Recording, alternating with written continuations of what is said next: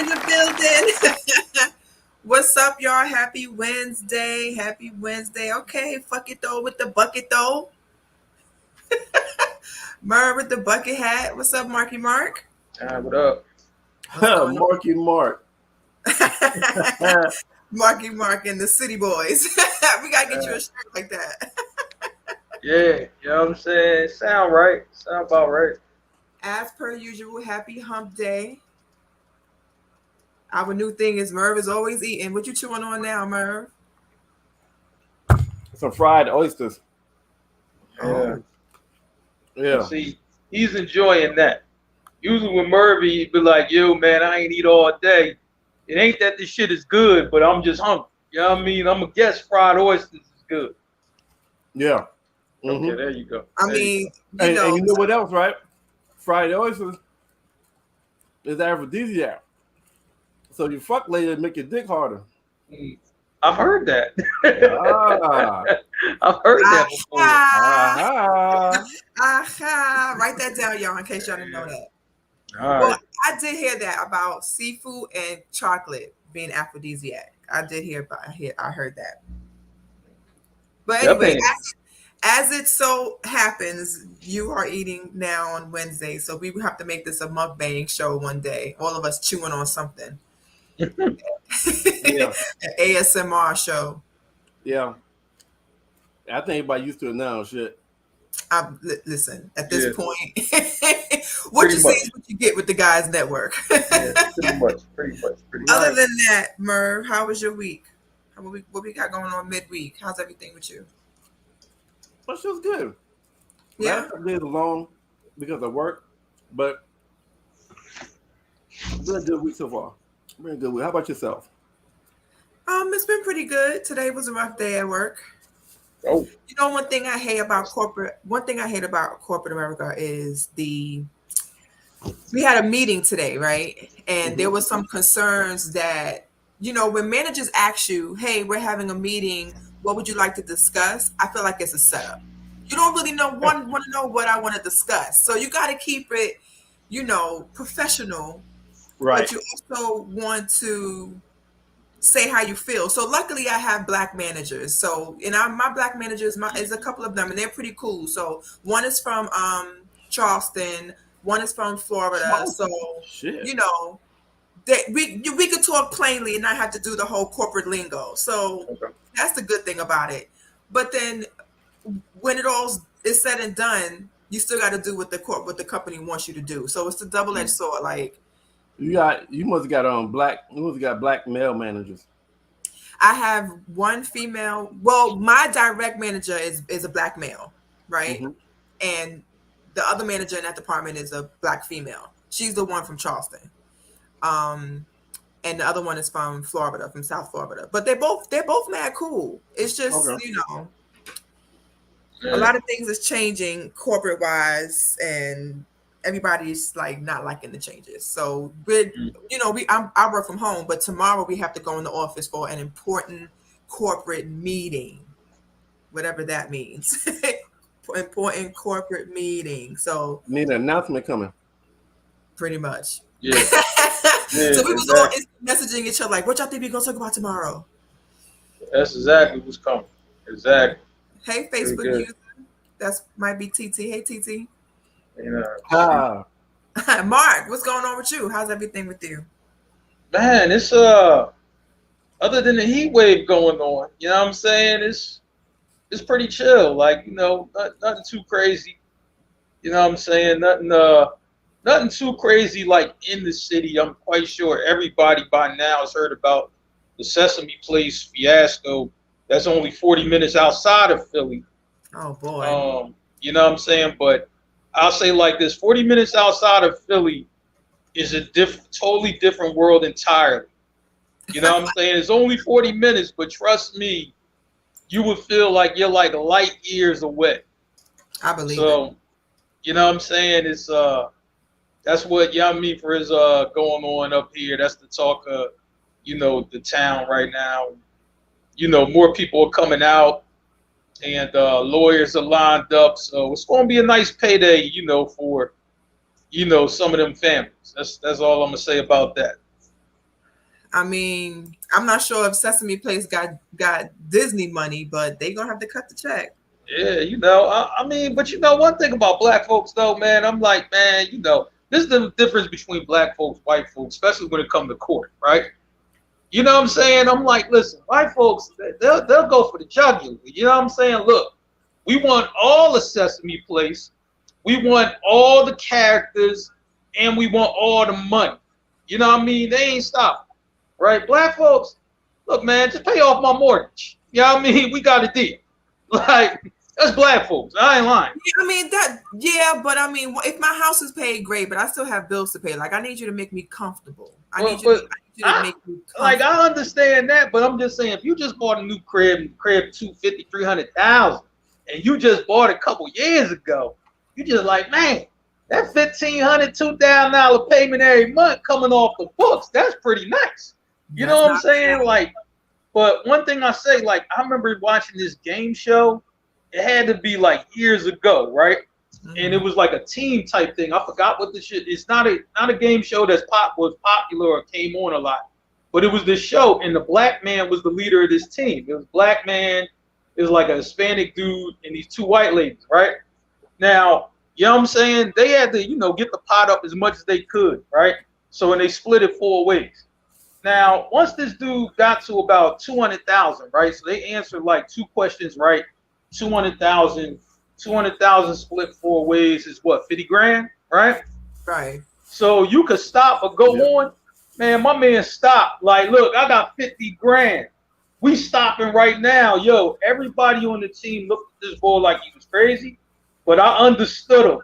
I got this 50 grand. You know what I mean? I'm out of debt. Like, he had a I'm out of debt look on his face. You know what I'm saying? So, I mean, black folks, we different when it comes to court. Like, you know what I'm saying? We ain't really trying to bang you in the head for about like $10 billion. Like, it, you know what I mean? Like, black, look, what y'all got? Oh, that's what it is? Okay, cool. You know what I'm saying? And then keep it going. You know what I'm saying? We ain't trying to stay in court forever. You know what I mean? What black person want to stay in court forever? Like, you know what? We're going to keep this going for another 4 or 5 years because I don't got all my millions. Shit. You know what I mean? Black person, shit, they offer you 1 million years. Where do I sign? You know what I'm saying? Hey, I get it. You know what I mean? Trust me. I understand. Yeah, I mean, a lot of things is happening in the world and everybody want their money. I know recently they, I'm not sure if y'all have heard about it, but the gentleman that was accused of, well, he's an older man now. He's 84. He was just exonerated for allegedly killing Malcolm X. He just got what's the word? Pardon? No, not pardon. What's the right word? Pardon, right? It's not pardon, but exonerated. You know what I'm saying? I think that's it. Yeah. Exonerated. Yeah, he's been in jail for 20 years. So he's suing New York for $40 million. Trust me, if they come back to him and say we got 4, you know what I mean? He gonna take it. He ain't gonna be like, oh man, 4 ain't good enough. He gonna take it. Nah, I think he's gonna get. Hell no. Mark, this nigga did 20 years. He did 20 years. Listen, he did 20 years. Look, even when they talked about the Central Park 5 Bulls, right? You know what I mean? They got exonerated, they cashed out, right? They said they could have kept him, you know what I mean, in court and went for more money. You know what I'm saying? I mean, I think they each got about like 25, 30 a piece, which was real nice. But I'm just saying, trust me, this boy, you know what I mean, is 84. You know what I'm saying? He's really only doing that, I think, for his family because he got more years behind him than ahead of him. So I like, man, doing that to give it to his family. Which I'm gonna say like this, right? Like, I mean, this boy from New York. I'm like, yo, listen, if you living in, you know what I mean, for real, Queens or the Bronx somewhere, you know what I'm saying, and you got little critters running around, trust me, you know what I mean? It's just, like, look, can you all get me in the double digits? All right, cool. You know what I mean? We could work that out. That's what I think. Yeah, I believe it. I hope he get every dollar. Man, listen, I hope he get more than a 40. You know what I mean? As somebody, kind of, like we looking at the case from afar, right? You want them to get every single penny, you know what I mean, they can get. But I mean, being in that position, you probably looking around like, man, this ain't really too cool where I'm at. Yo, man, just give me double digits, man. We good. You know what I'm saying? Like, yo, I got called like I said. You know what I mean? Shoot, nobody wants to keep remaining in court. True, but at this point, this is the most outside he's been in 20 years. He got time. Oh yeah. I He give him got that. time to sit in court for 40 mil. I give him that. You know what I'm saying? But I would just say like cases like these, especially discrimination, especially incarceration, the state really don't want to drag these type of cases out anyway. So, you know what I'm saying? The most you see these cases go is 18 months at the most. You know what I'm saying? They probably want to settle it quickly and quiet.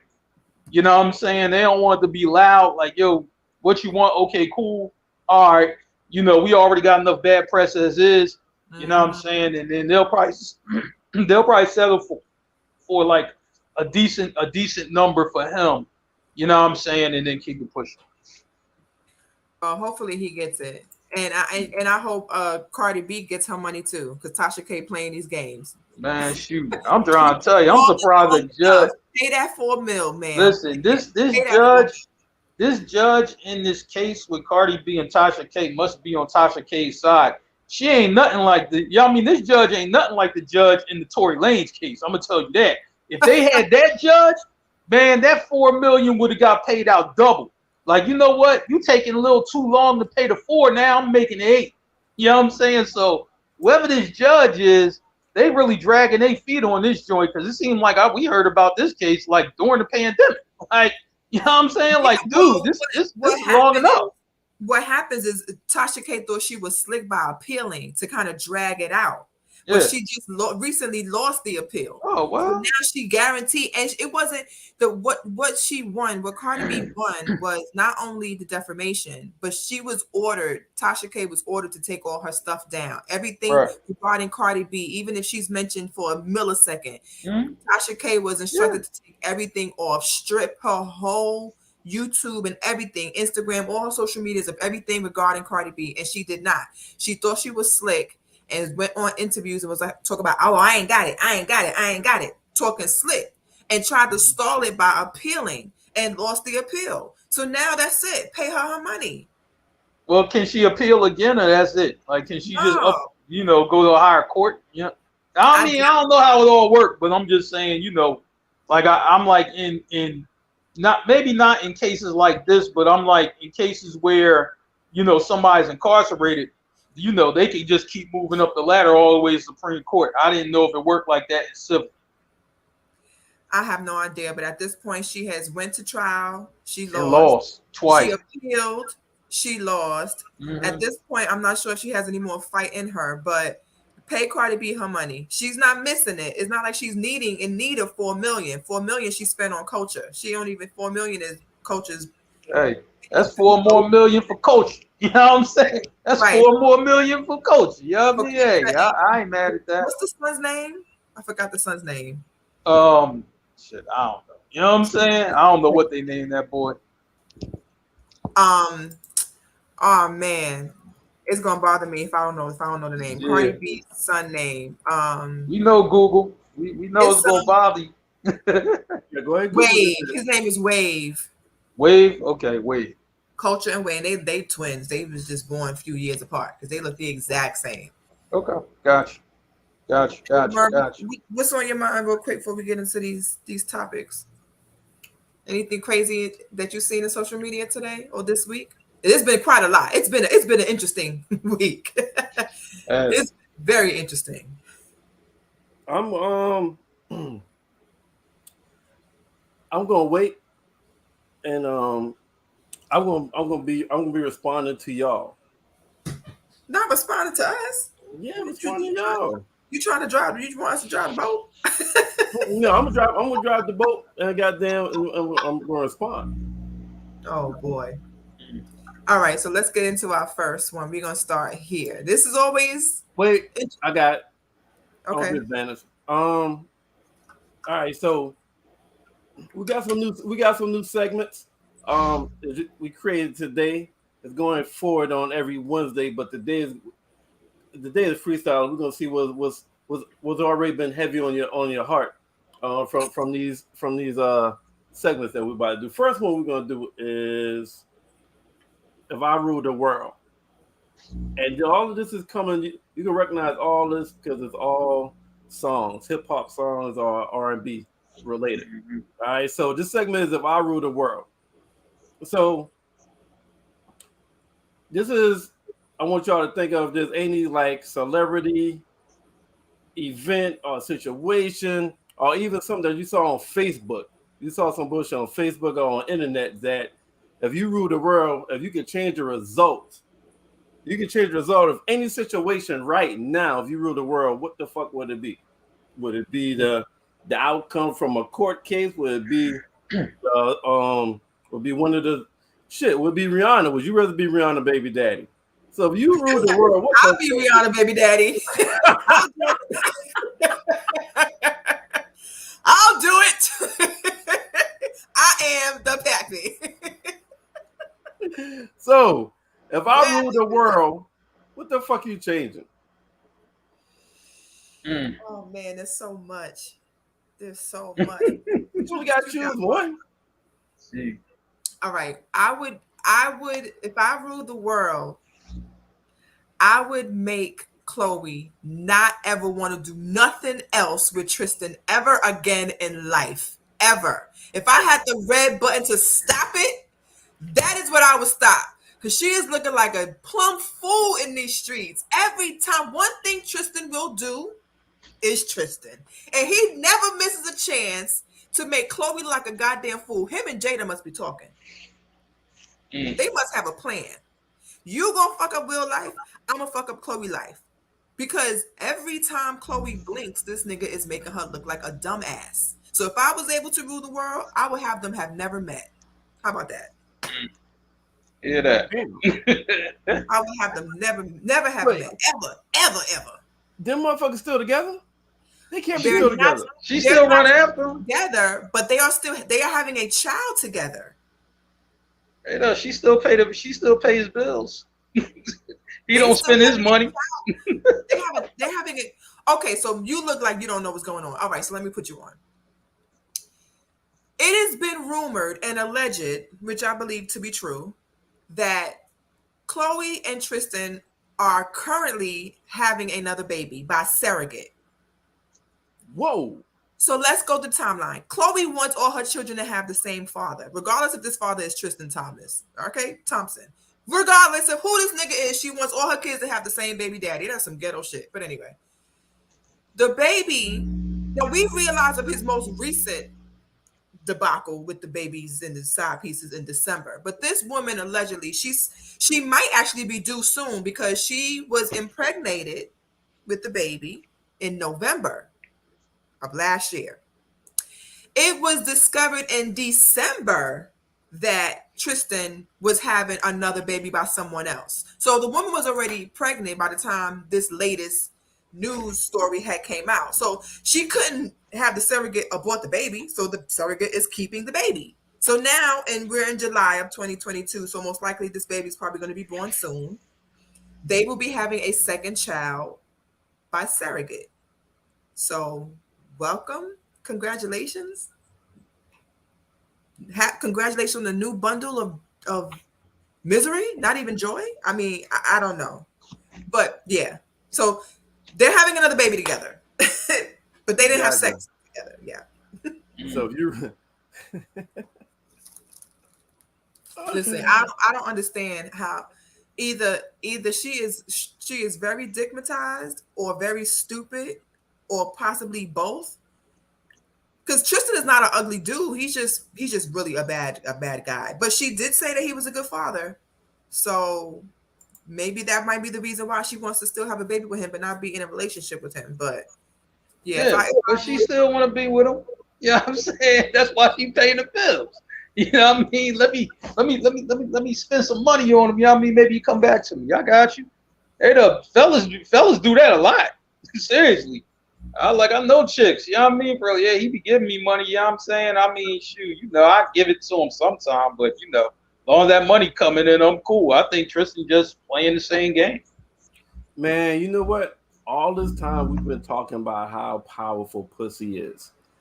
I just think is Tristan's finally telling people, yo, Dick strong as fuck too. Apparently. That's all I think this is, Mark. Like all the time we kept saying, yo, the power of the pussy. But shit. The power of the PUSSY. Tristan's making a case that niggas got some power too. And you fuck them right, and you fuck them good, and all night, you damn near do what the fuck you want. I mean, shoot, you know, I like, man, other than, you know, getting stabbed, you know, about to get stabbed or shot at. I mean, if you can avoid those things, you know what I mean, for it, then you cool. You know what I'm saying? Because that type of shit is happening. You know what I mean? You give it to her good, you know what I'm saying? And then, man, you know, she the chick who like to get upset, argue, and do all type of shit like that. Your reflexes better be really good. Trust me. She'll still stay with you. She'll be right there in the hospital with you. You know what I'm saying? But, you know, like, yeah, I got stabbed. Like, yeah. You trying to signal to the doctor, like, yeah, it's her right here. You know what I mean? But not say nothing. You know what I'm saying? Shit, Yeah, before she pulled the tubes out on him. What money he got? He already told one of the side chicks, you can go ahead and do whatever you want. I ain't got no money. Oh yeah, well of course he gonna tell her that. Get out of it. All of them say that. You know what I'm saying? That's just like when Iverson, you know what I mean, got divorced. You know what I'm saying? Hey, he stood up in the court and pulled his pockets out his pants. He's like, look, I don't got no money. You know what I'm saying? They all do it. Look, I don't got no money for you. I don't got none. You know what I'm saying? Just like Ike Turner in the Tina movie, right? In Tina Turner movie. You know what I mean? Look, man, my money tied up. It's in investments and other shit. I don't got no money. All of them say that. Every one of them. So, Mark. Yeah. If you was in that position, if you ruled the world, you could goddamn change one situation.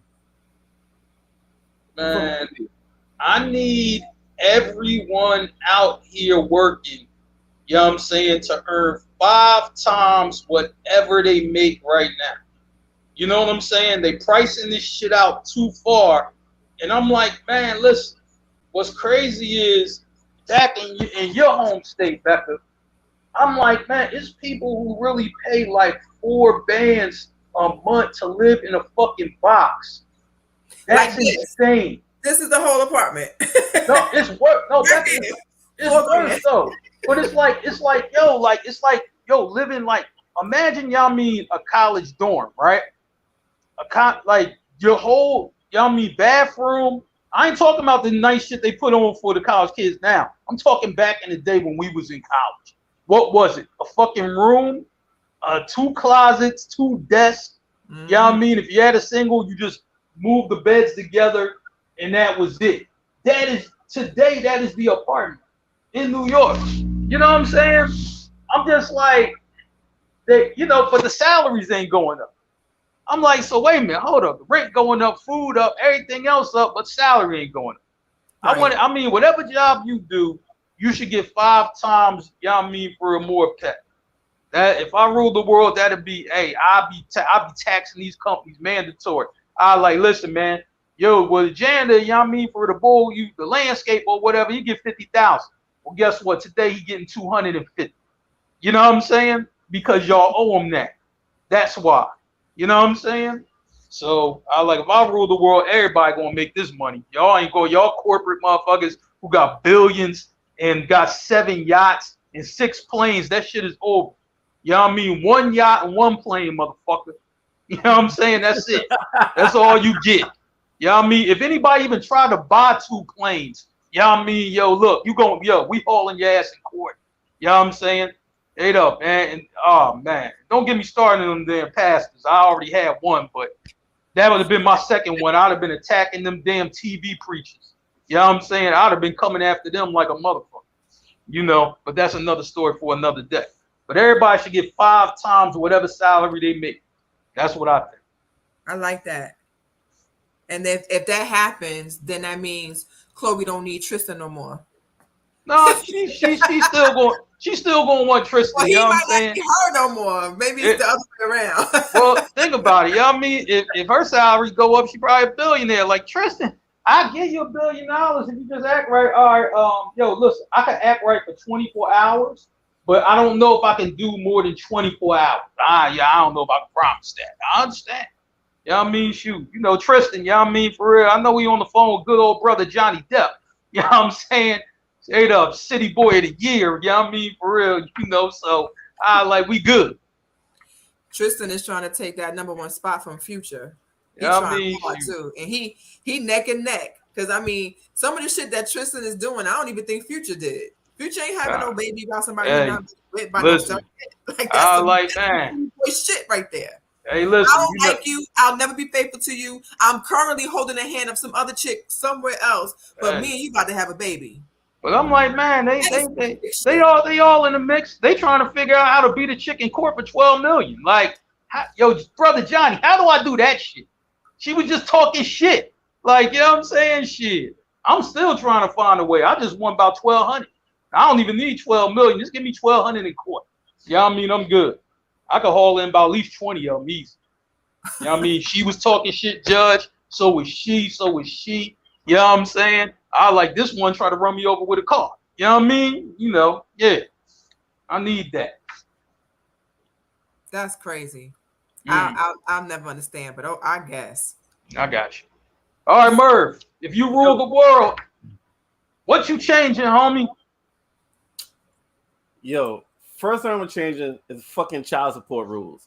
Because these goddamn women, goddamn living off fucking child support. Like, crazy. You be amazed how many motherfuckers will go to like apply for a loan, like a car loan or some shit, and be like, what's your form of income? And that motherfucker will say child support. Nigga, what? you really that's it? That's all you do? You fuck. Every time you need more money, you just fucking get another baby.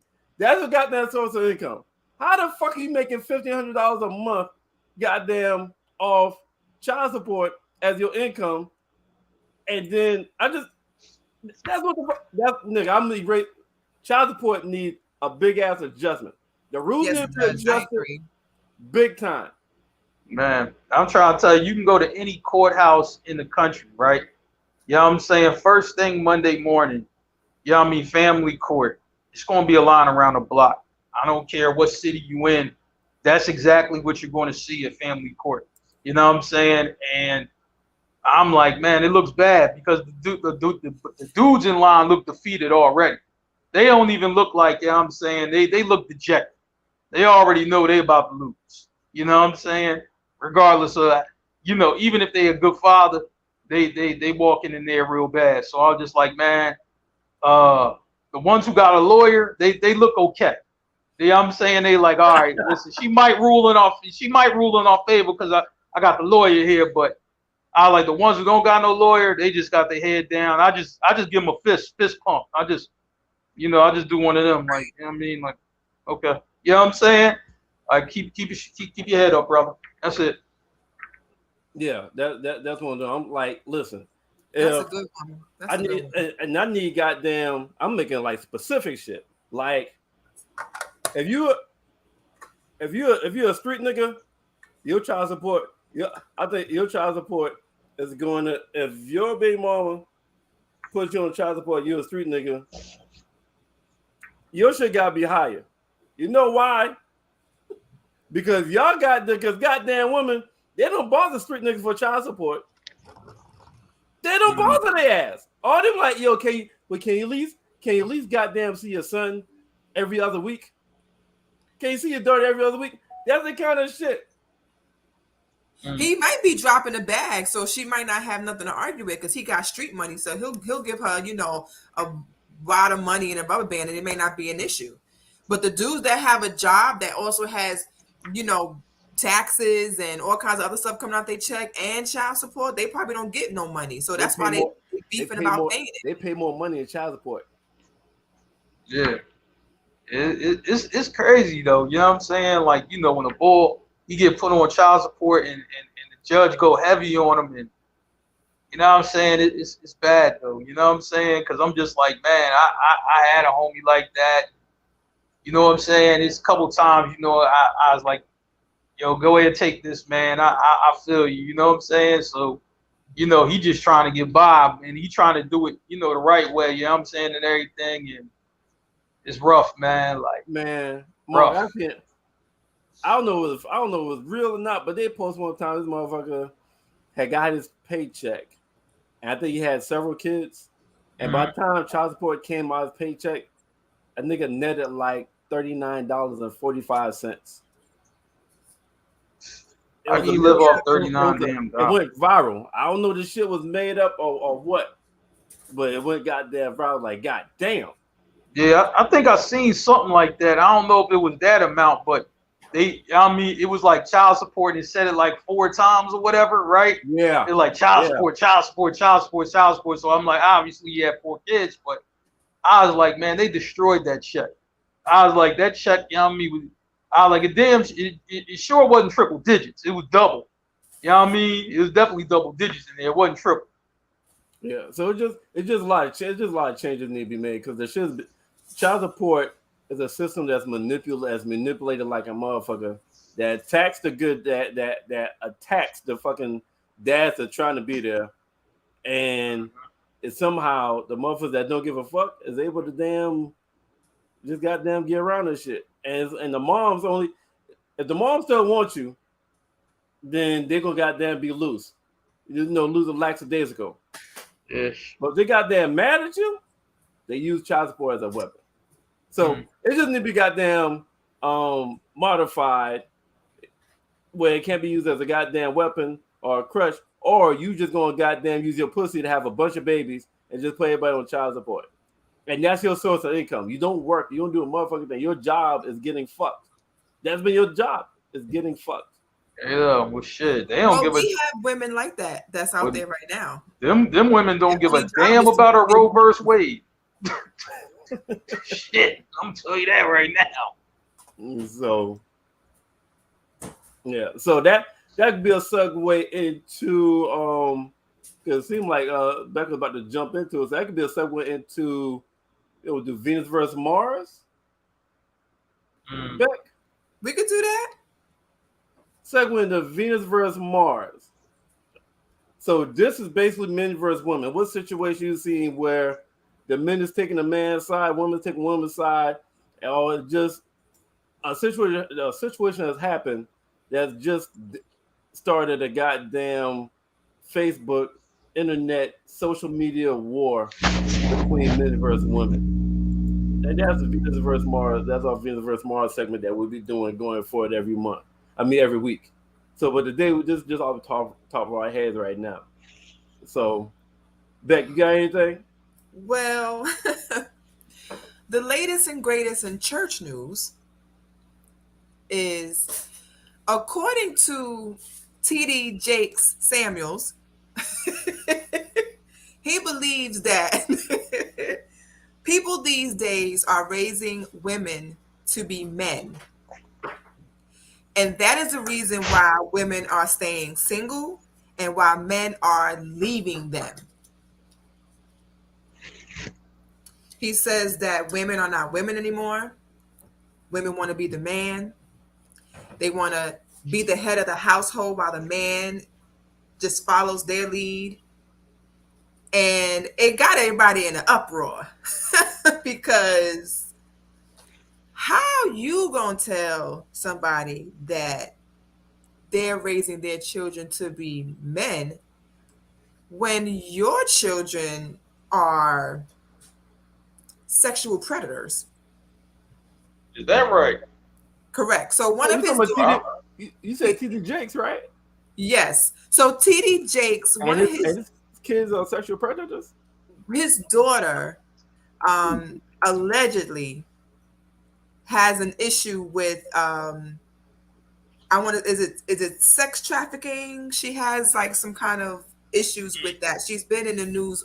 It's been in the news, but it's been quiet in the news. Of course, because her father's T.D. Jakes.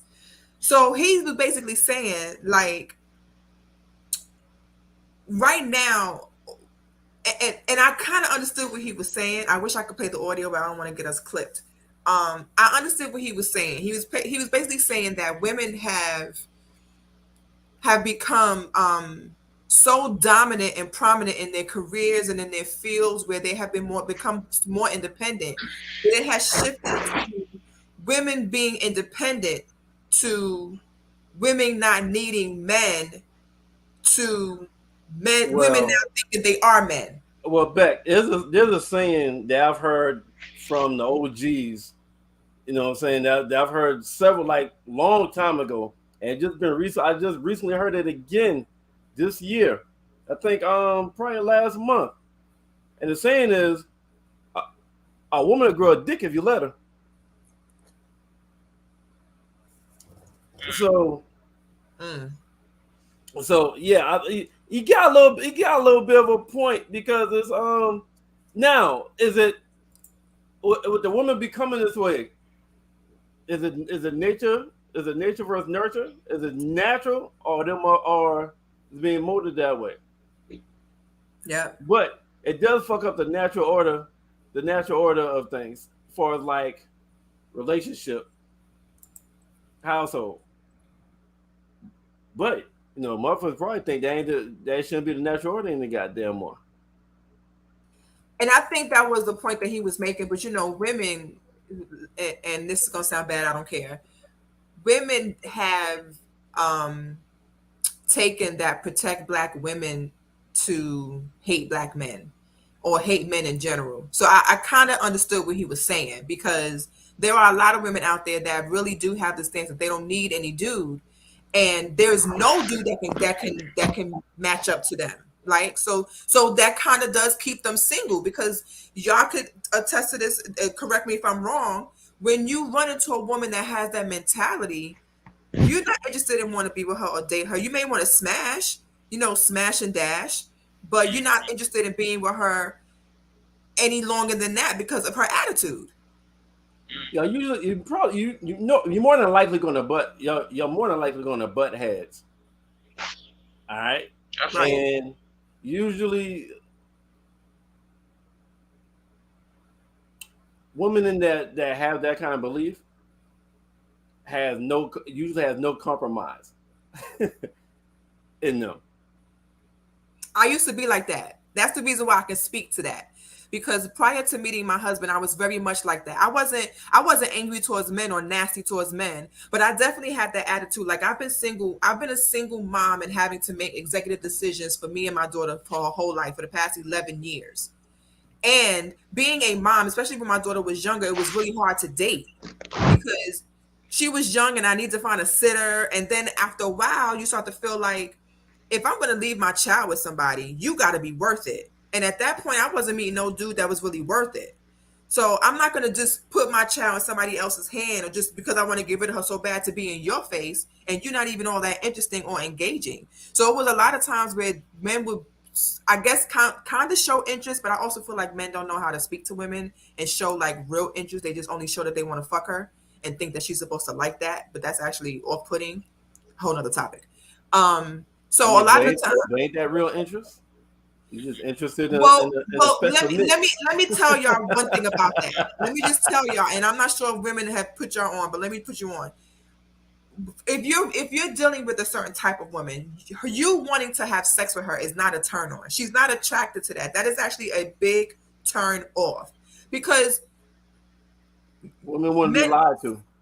Well, I don't know. I mean, that may be a topic. Do women want the truth or not? That might be. We can maybe do that next Wednesday, because that is a real thing. Like, a woman, you telling a woman that you want to fuck her don't mean nothing, because she gets told that several times a day, all the time. If she's an attractive woman, then you got to know that she's been told that several times that day. So you saying it is not going to matter. You have to be different. So, you know, you have to know how to actually tell a woman you're interested in her without saying, or even if that is the premise, because we are visual. So yeah, a man's gonna see an attractive woman. That's the first thing that comes to his mind. Same thing with women. We see a fine dude and we're like, oh, what he packing with? Like, what he, you know what I'm saying? But yeah, I understood exactly what TD Jakes was saying. It just didn't come out right, especially from him, because people already think that male preachers have a disdain against women anyway. Most of the preachers that are married, women are in the background and just don't say nothing. So they don't really take that stance correctly from black male preachers anyway, because a lot of them cheat. So they cheat with the congregation. So a lot of them you can't really take their word for it anyway.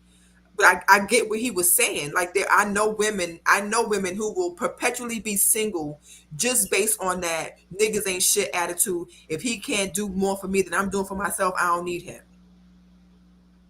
I see that all the time. And I can totally understand where he was coming from with that. But the crazy thing is, women nowadays want to be independent, have a lot more say, but they still also want the man to damn be the provider and the protector for everything. So it's confusing. Yeah. Yep. But that's what y'all believe. I'm gonna tell you what it really is. Women want to be able to do their own thing and tell the man what to do too.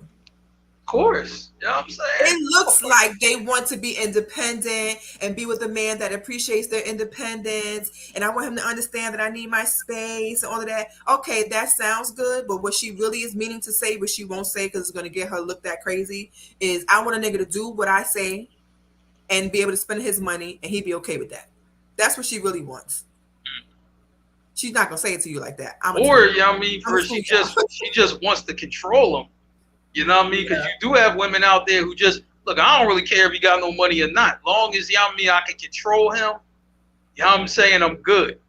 You know, I like that, so it happens. Yeah. Yeah.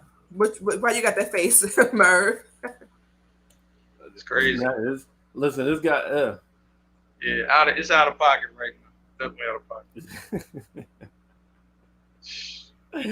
It's just crazy how it is now, yo. It is. Yeah, it's because now it's like they want women want their cake and eat it too. Right. And they want to be the 2020 they want to be the 2020 version of the new modern day woman, but they still want the 1960 version of guys. The 1960 version of guys. Or the 1950s. Huh? That version of man was the breadwinner. He was the one that had the job, and she was the one that's staying at home and couldn't do nothing because she couldn't vote. She couldn't have a bank account. She couldn't step out the street. Yeah, that's what I'm saying. They're saying. So they don't want that man. No. You being too literal right now. They still want that. They want the man with working, paying for everything, the protector and the provider, but they want the 2020 version of the new modern day woman. So they still want people to make their money. They still want people to be independent, make their money, vote, but they want people every paycheck they get want to go to a bank account. Right. Yes, they want not to the joint account. Her account. Not to the joint account. Exactly. Her account. Her account. That's what I'm talking about. That's what I'm talking about. This is the 1960s version of the guys, but they want to be able to be the 2020 version of the new modern day independent woman. I couldn't be a dude. I'd be a Tristan. I'd be a Tristan if I was a nigga. I'm telling you right now. If I was a dude, I would be a Tristan because these chicks are wilding. Okay, I would be a Tristan, a Future, a Nick Cannon. If I had a dick, I would be a whole asshole. I see nothing wrong. That's in the road. So I feel like you're giving us validation. So Mark, next time we do what we do, all you got to remember Becca's voice. Yeah. I think she'll be doing the same shit I'm doing right now. I think I'm gonna play. I think I'm gonna play the show for some females. Let me skip to about 44 minutes. Yeah. Listen to this. Okay, cool. Are we straight now? All right, cool. You know what I'm saying? Do you agree or disagree? Yeah, that's it. I mean, it sounds harsh, but I think that women have lost the ability to be honest when it comes to this Venus versus Mars stuff. I really do think that I think that times have changed so much that women have excelled and have done great for themselves so much that they forget that the men are watching, right? And the men are seeing their actions, and it is disgusting. And a lot of them want men so bad. I see on social media, I haven't been on social media in a few weeks because it's too much. But I see women all day, every day posting affirmations. I am this. I am worthy of that. A man will draw himself to me. I am beautiful. I will get what I deserve. All of that shit. But they are nasty people. They have personality. They have very bad character traits, but they are manifesting a husband. They put a post, "Dear future husband, I can't wait to get home so I can cook for you." There is no man that's going to come to your house so you can cook for him with your nasty ass attitude. You'll be Yeah. cooking for your dog. That's why you want a fucking dog so bad. You want somebody else in the house to give you some unconditional love because every man you run into tells you you are a nasty bitch. So Terrible. Terrible. should I take this topic left right now? Nah, I'm like, man, it's more places you can go with this topic. Trust me. You can make a left turn or U-turn. Yo. I like you could park on the turn side of the any highway, way but you want. So let's talk about this Venus versus Mars thing, right? And let's talk about it from the Black Venus versus the Black Mars specifically. Okay. So why is Mars going to the white Milky Way?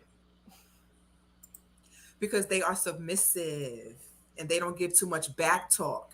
And they can have the body of a black girl, but the disposition of a white girl. That's a perfect mix for them niggas. Yeah, that. But women don't understand.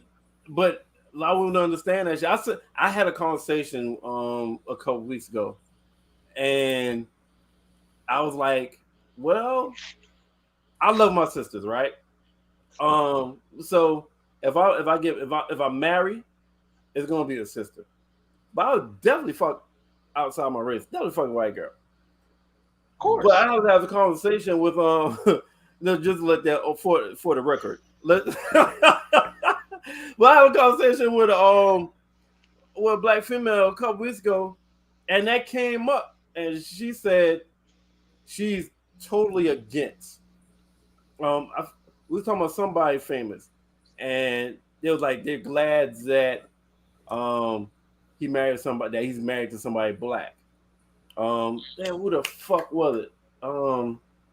But anyway, probably like LeBron or a celebrity, because a lot of people. It wasn't LeBron, but he falls in the same category. It was somebody famous. It was somebody very established. It was actually a black woman that was established, and she's more famous than her husband. Her husband was black, and she was like, she's glad that she married black. I said, yeah. I said, be real with you. It's usually the niggas that become rich and famous and marry out. It's not usually the black females. It's usually the niggas. And she's like, yeah, I agree with you. I said, now on that same token, now it's usually the black women that push the niggas to the outside race. And she lost it. She lost her shit.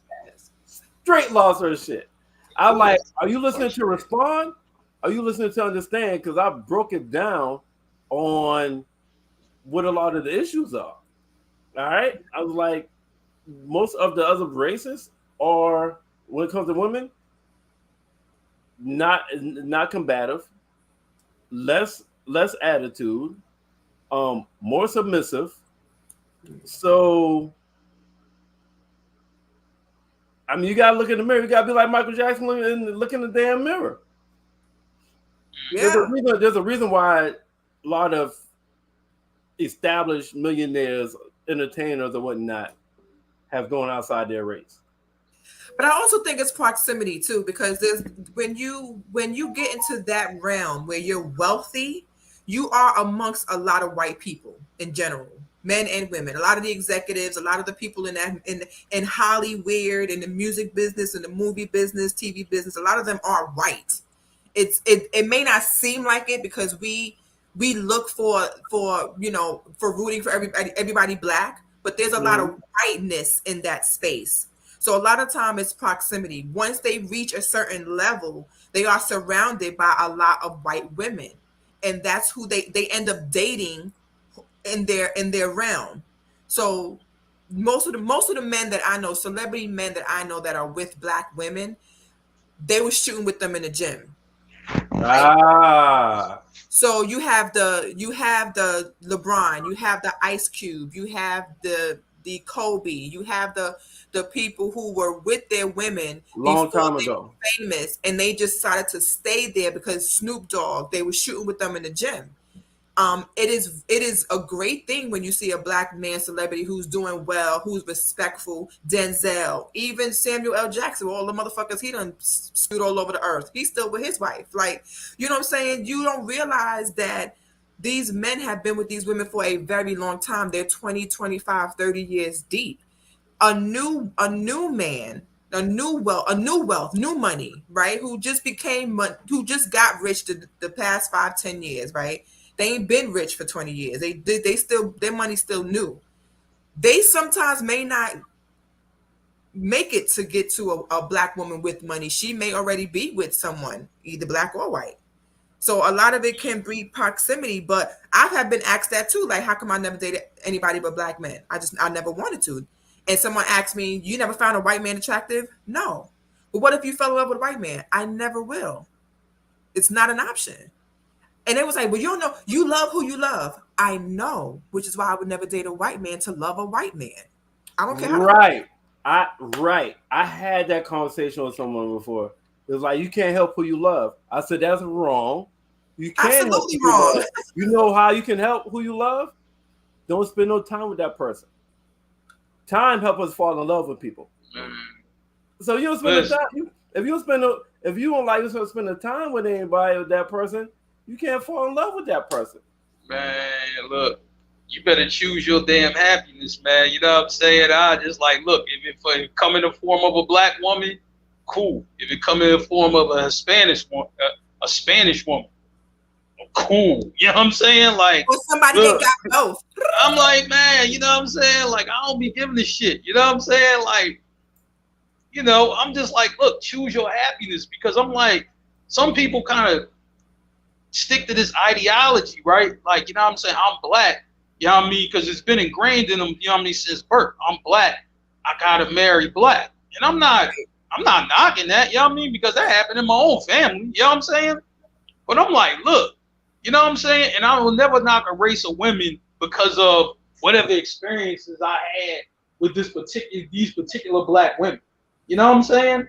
But I'm gonna say like this: if you with somebody, right, and I'm just like, you ain't happy, then why you still with them? You know what I'm saying? Like, you better choose your happiness and then see where the chips fall. You know what I'm saying? But Mark, is the black men that gets judged and criticized if we go outside? Everybody else could get a pass with it. Yo, black guys, especially if you're an eligible desired bachelor, Mark. You know what I'm saying? Yeah. And you successful, and you one of the good niggas, and you fuck around Trump with a beck on your arm. Yo, if looks could kill the first 3 black women, you be dead. Merv, I actually went through that, right? And this wasn't no dating situation. This was you know what I'm saying? I got a last minute client. My boss called me, right? He like, look, you know what I mean? You got to pick up this lady and her friend, right? I mean, these young white Johns, right? So, you know what I'm saying? He's like, you know what I mean, for real, like mid-20s, something like that. But they was funny as shit, you know what I mean? So we laughing the whole time. I'm driving them to this swanky event at this downtown hotel, right? Now, I get to the light, and I'm laughing it up with the chicks, you know what I mean? We just having a good old time. I happen to look to my left, and I see this black woman in her car, and she got the little black woman with the headgear and all that, like the African garb stuff shit. She gave me this look, like, how dare you have a good time with them white girls in your car? Like, that's the look she gave me. Like she gave me this look like, man, listen, if she could fire laser beams out her eyes, I'd be dead. Like that was the craziest look I've ever gotten from a black woman in my life. You know what I'm saying? She don't know what the situation is. All she know is there's 4 white girls in the car with me. That's all she know.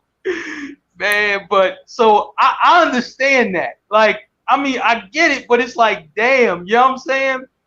I was just like, here's another thing, you know, I think some black women don't understand.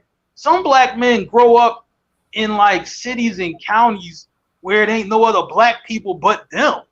You know what I'm saying? What they supposed to really choose from? I'm like, listen, you know, if Lisa was his longtime girlfriend, you know what I'm saying? And he go to an all-white school, you know what I mean? And he loved Lisa. I mean, what he supposed to do? He went to a white school, then went to a white high school, then went to a white or damn near white college, right?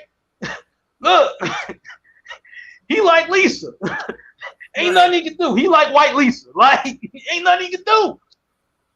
And I just want to clear something up because a lot of times people hear it the way that they understand and because of their lifestyle. So it's not about, because I don't want it to seem racist, like don't date outside your race. It's not that. You ultimately do love who you love, but who you love and who you date is still a choice. It is still a choice that you make.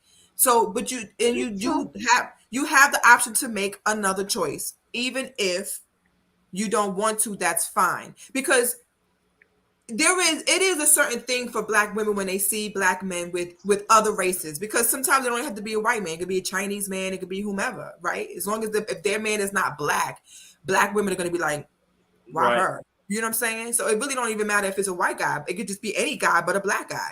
But there is a such thing as making that decision to only date black men, not being racist of other men, and it being okay. Just like in the reverse, if Craig happened to come up with parents with money and they took him and moved him to Calabasas and he's surrounded by all white everything, those are his options. He's not going to run into a Tasha on any given day to like her. He may run into Lisa and like Lisa, and that is okay as long as he don't talk shit about Tasha. You know what I'm saying? Yeah. Now I get where you going. It's the black guys who they might have dated a black girl and she was horrible to the boy, and then he judged every other black woman the same way. Now that's not fair. You know what I'm saying?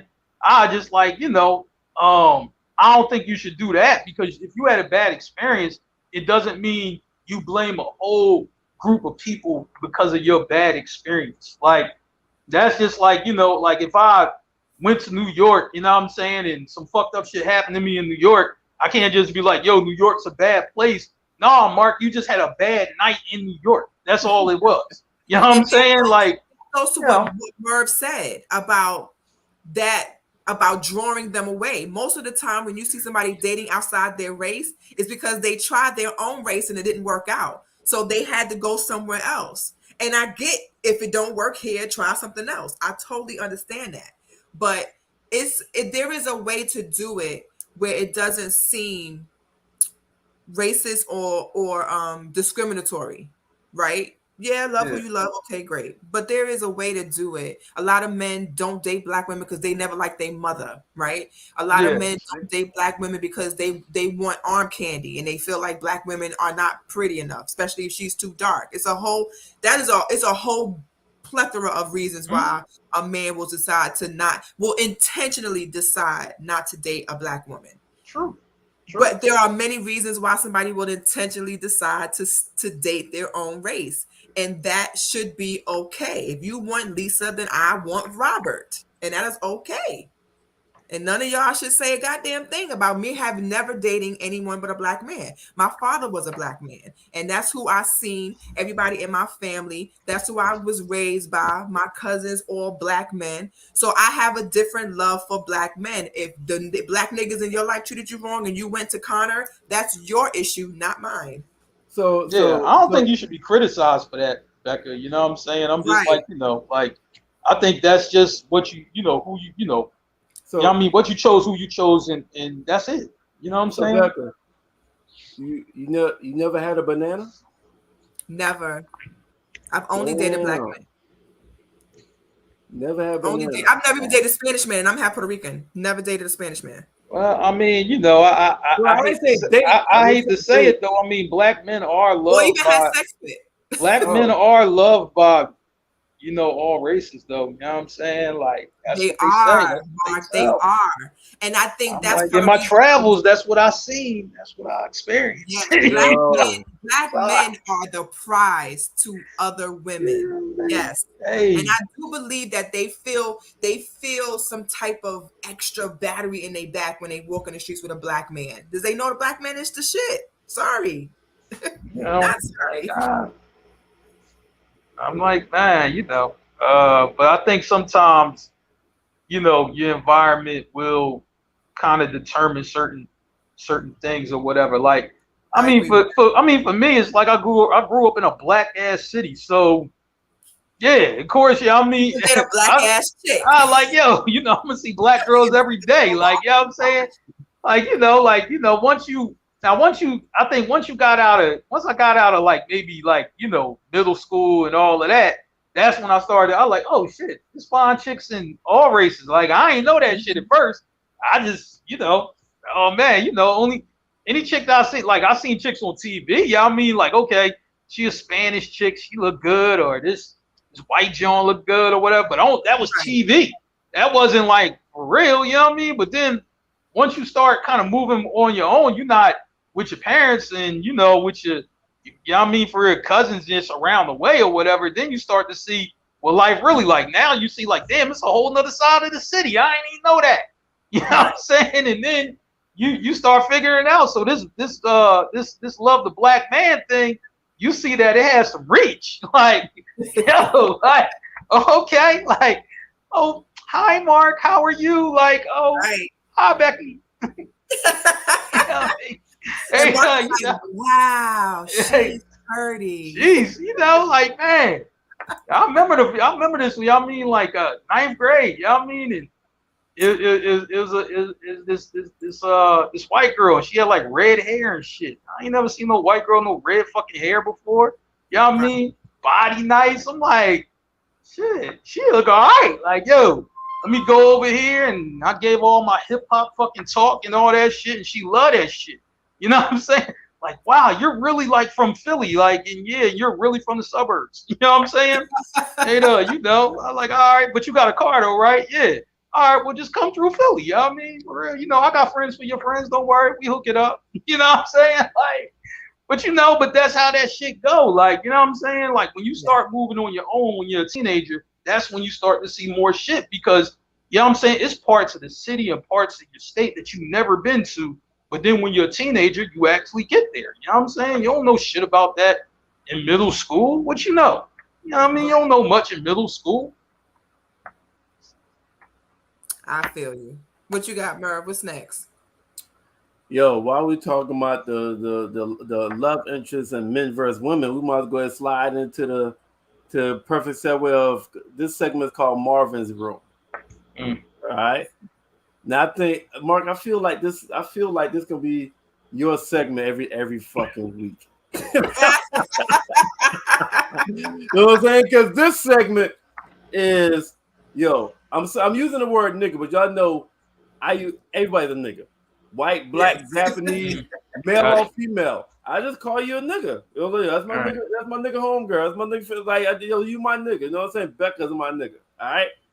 So Marvin's Room is about any nigga in a situation that you done read about, or we done talked about, you done see on the news, or you see on the low, like that motherfucker think he's slick, or she thinks she's slick.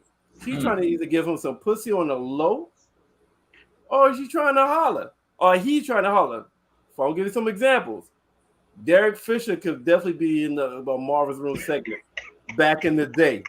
You know what I mean? When you sit beside Vanessa. Hide your damn wife. That's an example. So when we talk about Marvin's Room segment, the most current motherfucker that just like the song. You know what I'm saying?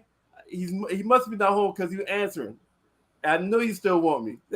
Like so, that's Marvin's Room is about whoever you know is trying to be slick and slide in the DMs, doing current news.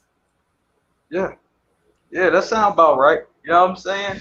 I was like, man, shit's crazy because I'm just like, yo, it's a lot of ain't shit people out here. Like, you know what I'm saying? Like, I ain't even lying.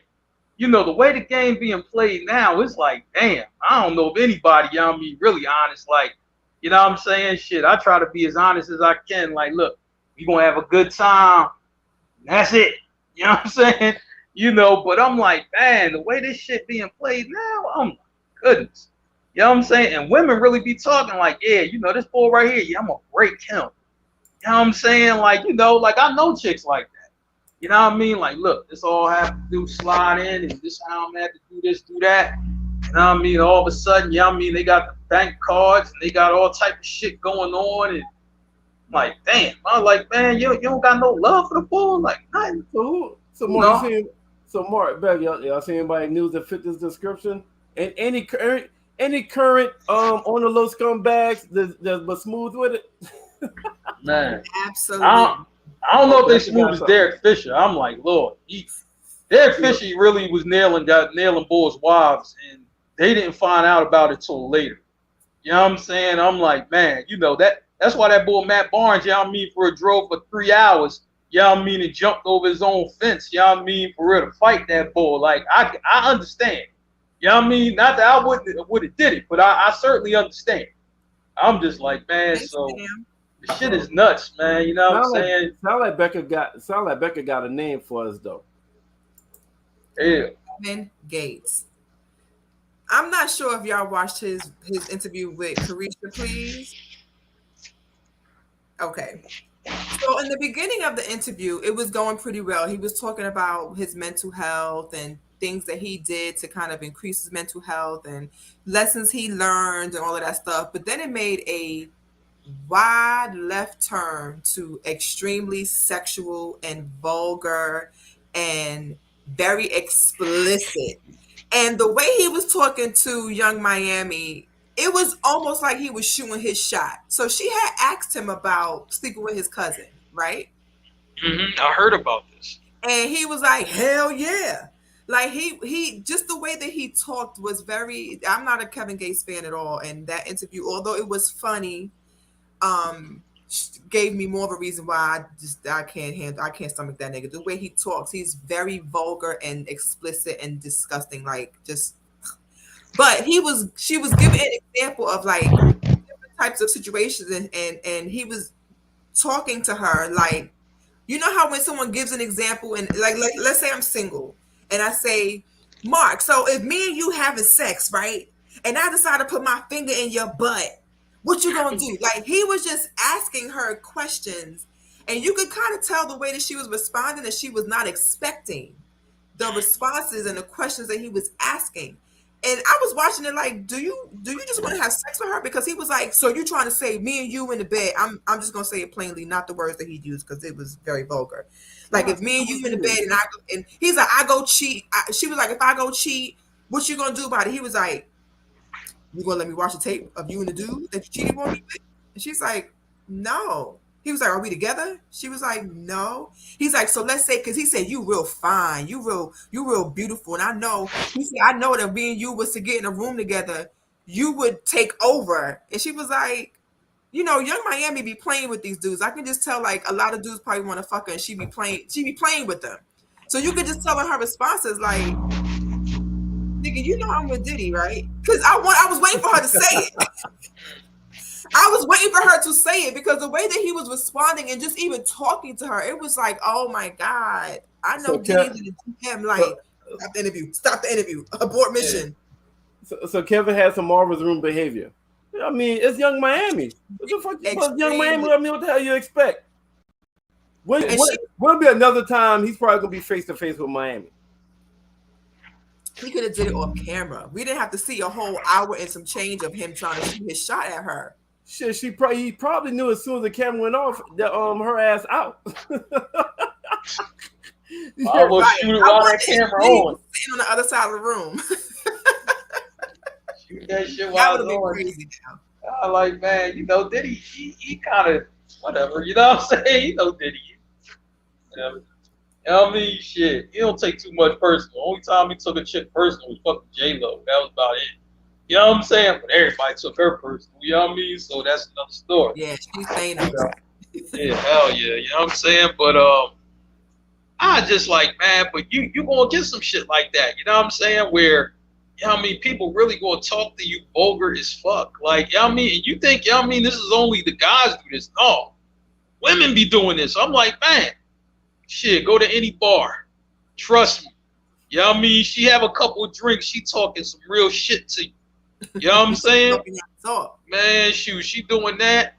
She rubbing on your leg trying to get to your man. Let me just put my hand down there. Like, yeah. That shit really happens. You know what I'm saying? I've had women come up to y'all and just grab you in front to and just. Hell yeah. Hell fucking yeah. I'm like that. Every day, son. Hey, no, you walk in a bar late. If you walk in a bar late and she already been there, you know what I mean? Shoot, she don't give a shit. Especially if she one of them wild chicks. You know what I mean? They get drunk, talk shit, all that. Damn, they be doing all that shit. Like, whoa, slow down. You know what I mean? Slow down, cougar. You know what I mean? Hold up. I've never been that bold. I've definitely been able to tell a guy that he's attractive. I've been able to tell a guy that I'm interested. But I think that's where it stopped. I could never physically just like go grab his balls or just approach him and just. I've never been able to, as bold, and you know, I'm not shy at all. Like I'm not shy or you know. Yeah, but you like I ain't going that far. Like, you know what I'm saying? You know, to me. I was like, man, but I'm gonna tell you, some chicks when they can't handle the liquor, you know what I mean? Like, you know, it's already in. Like, now them sober, it might already be in their mind to do that. But you know what I'm saying? This is somebody that might not drink, that might not do 5 shots. They might only do 1 or 2, but they did 5. And now, you know what I mean, they wilding. You know what I'm saying? They all over the place. So I was like, man, there's some women, you know what I mean, who are just sexually aggressive like that, especially today. This is something, you know, that didn't really go down as much probably in the prior years, but today it seemed like everything is on the table. You know what I'm saying? Where it's like, yo, you know what I mean? I thought men liked that. You know what I'm saying? You know, and when they say the roles are reversed, I'm like, it's reversed. Like the roles reversing in a lot of different ways. Where you will have women, you know what I mean, who are like that. You know, who just, you know what I'm saying? Look, I'm trying to go home with you right now. Like they really talking to you like that. Now, usually it's probably the woman, you know what I mean, you don't want. You know what I mean? For real, they're talking like the most reckless, all right? aggressive and shit. You know what I'm saying? I'm like, man. Hey, Mark, let me tell you something, Mark. Let me tell you something. I don't know if Becca realized this or not. The most confident motherfucking women that be out is the motherfuckers, either the big ones or the ugly ones. y'all pretty ones, y'all self-esteem can't touch the uglies and the bigs. Yeah. My husband always said that he wants the confidence of Lizzo. Hey. Lizzo don't be giving a fuck until, you know what I mean, they start snapping on her on Twitter. You know have you ever had a female that was like that with y'all and you didn't like it? Like you was like, whoa, shorty, like too much. I mean, but a female that I dealt with, or well, whether you wanted to deal with her or not, she was just too aggressive. Like, you felt almost like slightly violated. Yeah, you know, like, I mean, that happened. You know what I mean? This one chick, she like, you know what I mean, for, you know, like, yo, you look just like, you know what I mean, for real, you know, my boyfriend is locked up. Come here, like, whoa, hold up, wait a minute. You know what I'm saying? Because I didn't want her. You know what I mean? I was just like, man, I'm surveying the bar, and you know what I mean? Shoot, you know, she buying drinks for me and everybody I was with, trying to get to me. I'm like, yo, this is wild. You know what I mean? They were like, well, look, keep her occupied, man. We drink. I was just like, shit, just take one for the team. Shit ain't cool sometimes. You know what I'm saying? You know, but I like that shit be happening. You know what I'm saying? But she brought, like that night, the whole bar was on her. Man, shit, we drank. We got shit to eat. We got everything. You know what I'm saying? And y'all mean my partner's looking at me like, yo, what you gonna do? You know what I'm saying? What you gonna do? Huh? You ain't say thank you in your special way? And I mean, I like, man, I ended up taking her to the car, but that's a whole nother story. But you know what I'm saying? I just like, man, to take one for the team right there. Like, you know, Hey, take advantage, man. you know what I mean? I had to take, hey, Hey, listen, I was at like a party one time. I had one was dancing in front of me. You know, you got the dance, but still space and shit, right? Y'all ain't dancing together, but y'all right in the same vicinity. But we had mutual friends or whatnot.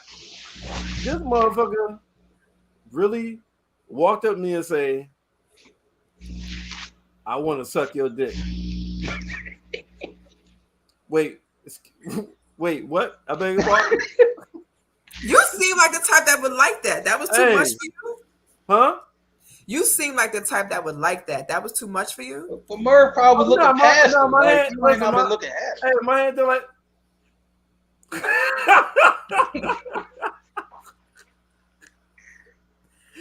Oh, word? Oh, word? Yo, who am I? Look, while I'm driving. Hold on, shorty. Hold on, make sure nobody looking. Yeah. I was about to say, like, I know you ain't turn her down, Merv. You seem like the type that would like that. Listen, it did was like, whoa. It catch you off guard though. Like What it you do. say? The fuck? I was like, do y'all like that, or would you want a woman to at least have a little bit of coof about herself and not really do it like that, or do you like her to be like, you know? Man, are you? Listen, well, I don't know about Mark, but we gotta play the lion and the tiger and the goddamn predator. No, I shouldn't say predator. Probably wrong. Try to fucking word. But we gotta play the motherfucker. We gotta be the aggressor all the fucking time. All the fucking time. You know what I'm saying? So sometimes, hell yeah, you fucking female go up and be like, yo, we gonna fucking what? I'll be like, yo, you want this pussy? I'll be like, yo, let me suck your dick. You serious? Yeah. You gotta make sure you heard that right. Like, you know what I'm saying? Like, wait a minute, what? Like, yeah. You gotta make sure you heard that right. Like Kanye, if you're gonna do it. Right. You know? Right. So, hey. I mean, I do know some men that like women who are not shy and more, you know, a little bit more aggressive, but maybe not that aggressive. Like that's a lot. But I'm gonna tell you where it's bad though. When you know what I mean, it was a chick. She didn't work with me, but she her company and my company at the time did business, right? And I mean, she was aggressive as fuck, like, and married. You know what I mean? Like, oh. You know what I'm saying? I'm like, she ain't give a fuck. Like, you know what I'm saying? And this is like the first job where I had an office. You know what I mean? I had this little ass office or whatever. Mark. I'm just like, man. Mark. Right under the office table. No, I couldn't do it. I was just like, you know, seriously, because my boss was like a woman and she had keys to like all the doors. And also I was thinking, you know what I mean? She walked in, you know what I mean, opened the door up and shit. And the fuck, like, you know what I mean? So I know I didn't do that one. Not that I didn't want to, but I'm just saying I didn't do it. I was not fuck that. Hey, listen, married co-worker women that decides to fuck you or want to fuck you, man. Hey, they're like a fucking, they're like a bag of chocolate. Well, you really don't know what the fuck you're gonna get. You don't know. That's why you don't do it. They're so fucking unexpected, and don't, man, listen. In my previous life, I ended up fucking someone that I worked with that was married, and they knew I had somebody. So like, you would think that's understanding, right? Like, there's no way Philly could get involved. There's no way. This motherfucker called me one day and was like, I want to build you. I was like, no, you married and got kids. The response was, my kids will never stop loving me. I said, but you're still married. She said, minor problem.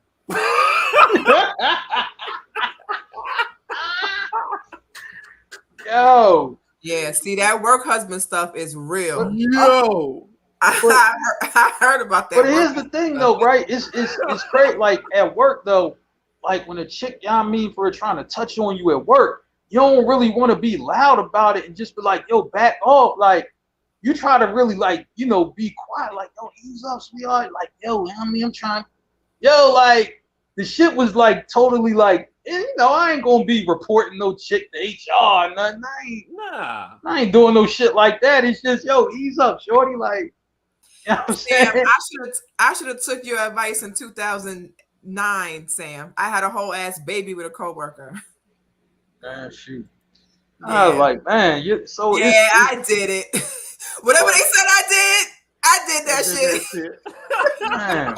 Had a whole baby with a coworker. But I'm gonna tell you, when a woman is aggressive and you at work, that shit is like another level. At the bar, you know what I mean, you good with that, like whatever. But I mean, you at work, like you really thinking of other shit. Like, yo, and she trying to touch you on you? That's wild. That's just some wild shit. I ain't gonna lie. Call HR. I couldn't do it. I couldn't snitch. I couldn't do it. Yeah, I ain't gonna snitch now. Fuck it, I'm not calling HR. I'm gonna be my own HR. You know what I mean? Shoot. Right. Couldn't snitch and then couldn't go there. You know what I mean? Shit. I'm trying to tell you, couldn't snitch, couldn't go there. I'm speaking from experience myself, made work unbearable, and I think whatever God they are for leaving that job. I feel you, Sam. It did get awkward. It did get awkward. And he got fired, and I stayed working there. So it got better after that. But I wasn't the only one at the job. So Talking about awkward. Man. Now some jobs you don't even give a fuck. Like, you know what I mean? When I was working at this call center one time, I didn't give a fuck what was happening. You know what I mean? Shit. I was like, man, brothels. We popping. Call centers are brothels. Yo, man. I'm coming. Call center joint. My cousin put me on with the jaw, so I knew it was gonna be crazy. Cause I was like, this is the cousin, you know what I'm saying, that always getting the wild shit. He like, yo, cuz, this joint pay, you know what I mean, for 20 hours an hour though. You know what I'm saying? All right, cool. He like, yo, just do a little interview, John. They gonna have you take this test and then you in there, right? He like, yo, his chicks running around this joint all day, right? So of course I'm just like, yo, at that time I just needed a job. I was just like, shit, I just need a job, motherfucker. Like, I don't give a shit about that. But he was right though. I'm just like, man, there was all type of shit going on over there. I'm like, God damn. You know what I'm saying? But you know. Let's pivot. So we're gonna go to our reasonable doubt segment. A reasonable doubt. This is somebody where the evidence just not either the evidence just not adding up, or the evidence is like, yo, how the fuck y'all cannot see this? Y'all still blaming this motherfucker for this? That's what this segment is about. So let me give you an example. If we did reasonable doubt segment 6 months ago, the perfect one would have been Meg Thee Stallion and Tory Lanez. Yeah. Right. That would be a reasonable doubt conversation. Right. So that's what the reasonable doubt segment will be going for every Wednesday. But like I said, we freestyling today. So any situations that y'all seen in the past week or so, couple of weeks, that falls in the reasonable doubt.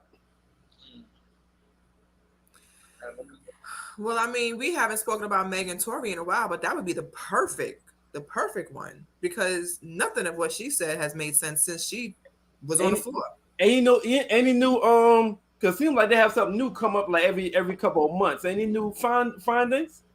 No, they dragging, they stalling the case, but yeah, I mean, the thing is though, you know what I'm saying, I think it's going to get to a point when they finally, you know, get to the end of this case, you know what I mean, and I think Tory get found innocent. It's not really going to matter, you know what I'm saying, because Meg then pushed her narrative, you know what I'm saying, she even pushed her narrative where she's on both sides of this shit. She got the machine behind her, and then also she got a hit record talking shit about him that motherfuckers, you know what I mean, for real, is vibing to all over the fucking world. I'm like, at this point, I don't even think it's going to matter. You know what I'm saying?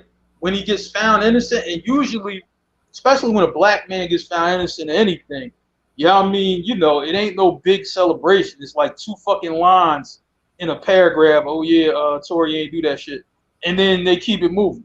And then You know what I'm civil saying? suits. And then civil You know. suits come. Yeah. But you know so- what? I am ready. I'm ready to hear his side. I'm ready to hear what he has to say. He's been ordered to be quiet for so long, Mhm. and she's been able to just run her mouth that it may be a gift and a curse, right? Because in the court of public opinion, he's guilty. He's already been canceled. People Yeah. have already decided not to mess with him no more. He's lost money. So in the court of public opinion, he's guilty.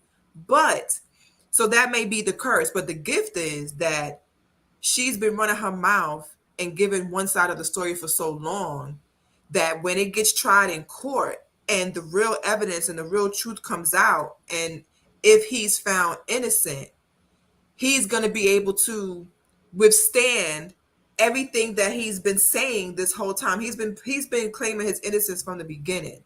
So while she ran her mouth and did whatever it is that she had to do, if he ends up becoming innocent, he is going to sing like a bird, unless there's a clause where he can't talk about it even after the decision is made. Because I am kind of ready to hear his story. And the last thing that I think the last piece of information that we got was that he did not have fingerprints and there was no gun residue. So now they're trying to figure out who it was that actually shot the gun. Let's say that. Because it could have been her foot, it could have been near her foot, and she just caught backlash. It could be, we don't know that part of it yet. But I'm kind of ready to hear his side of the story, because even with her being the only one to talk, she's contradicted herself quite often. Right. Yeah. See, I think, I'm saying, like, that's happening, right? But I think, I'm saying, it's like she's making mega fucking hit records and doing the best, the biggest shows all over the world. And that's what's drowning out, that's what, I mean, for real, I think this is by design, that this drowns out whatever the verdict, is, even if it go in her favor. You know what I'm saying? It's almost like, you ever watch a game, for real, well, motherfuckers on fire, even if they lose the game, what are you talking about? Yo, man, you know what I'm saying? LeBron had 68 points, right? Even if they lost, you ain't even talking about the other team that they won. You're talking about this amazing performance by LeBron. You know what I'm saying? And I think that's what Meg is trying to shape up. Analogy, yo. You know what I'm saying? She's trying to shape that up, because I'm like, yo, this Plan B record is played every fucking day. You know what I mean? Every hour on the hour, in every club, bar, wherever you go. I'm like, man, this is like a super raunchy song, talking big shit, and people just vibing to it. And Becca, we talked about this a couple weeks ago. For the beats, an old school beat is catchy as fire, and she flowing on that motherfucker, talking shit about him. So it's like, yo, like, Yeah. to me, I'm like, if she's going to get more records like that, for real, I'm like, yo, she's the #1 artist on Rock Nation. Like, I'm saying, Jay-Z, is running this shit. For him and B and all them. Like, they gonna make sure, she come out clean. You know what I'm saying? So I'm just like, man, Damn. Tori, if you want to tell your story and you want to tell it the way you need to tell it, you better have a motherfucking heater.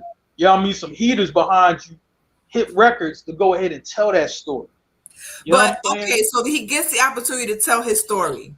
Who is he telling his story to? Is he going on a podcast? He's not going to do an interview with Gail. That's not happening, right? Nah. No Do it Gail. through the music. Do it through the music. They're not. I say like this: do it through the music and your own social media. Don't do no sit down interview. Don't do nothing like that. You know what I mean? Yeah, but he can't really talk about it like that. He can just make a reference here or there, but the judge listening, Rika. You know what I mean? So he can't just go in and be like, yo, mega whole bitch, and you know what I mean, that gun wasn't mine. He can't talk like that on no album, because boom, you know what I mean, they haul his ass in the court again, and this time, you know what I mean, for they'll quadruple the bail where he can't even pay it. Like, you know what I'm saying? So he know his lesson. That's why he just dance around this shit right now. So as of right now, based off what we've talked about, he's gonna be found innocent by reasonable doubt. Aha. Yeah. Aha. And you know Uh, what? That is perfect because that's really all they need. Right. That's really Yeah, all they need. Rika, I heard the album. He still danced around that shit. I remember hearing it. I layered his last project, the project he just put out, right? Both of them were pretty good, but it wasn't no heaters on neither one. So none of that shit, y'all mean for real, made it to radio where, yo, the radio, we just have to play this shit. You know what I'm saying? And that could be our design too, because once again, Megs with Rock Nation, if Rock Nation want to get a record stop, they certainly can get a record stop. I remember 50 Cent talking, y'all mean how many records he got stopped, y'all mean for that was trying to talk shit about me, like, oh yeah, I can get a record stop anywhere. Like, I believe it. You know what I mean? When you have the clout and the cachet to get a record stop, you certainly can do it.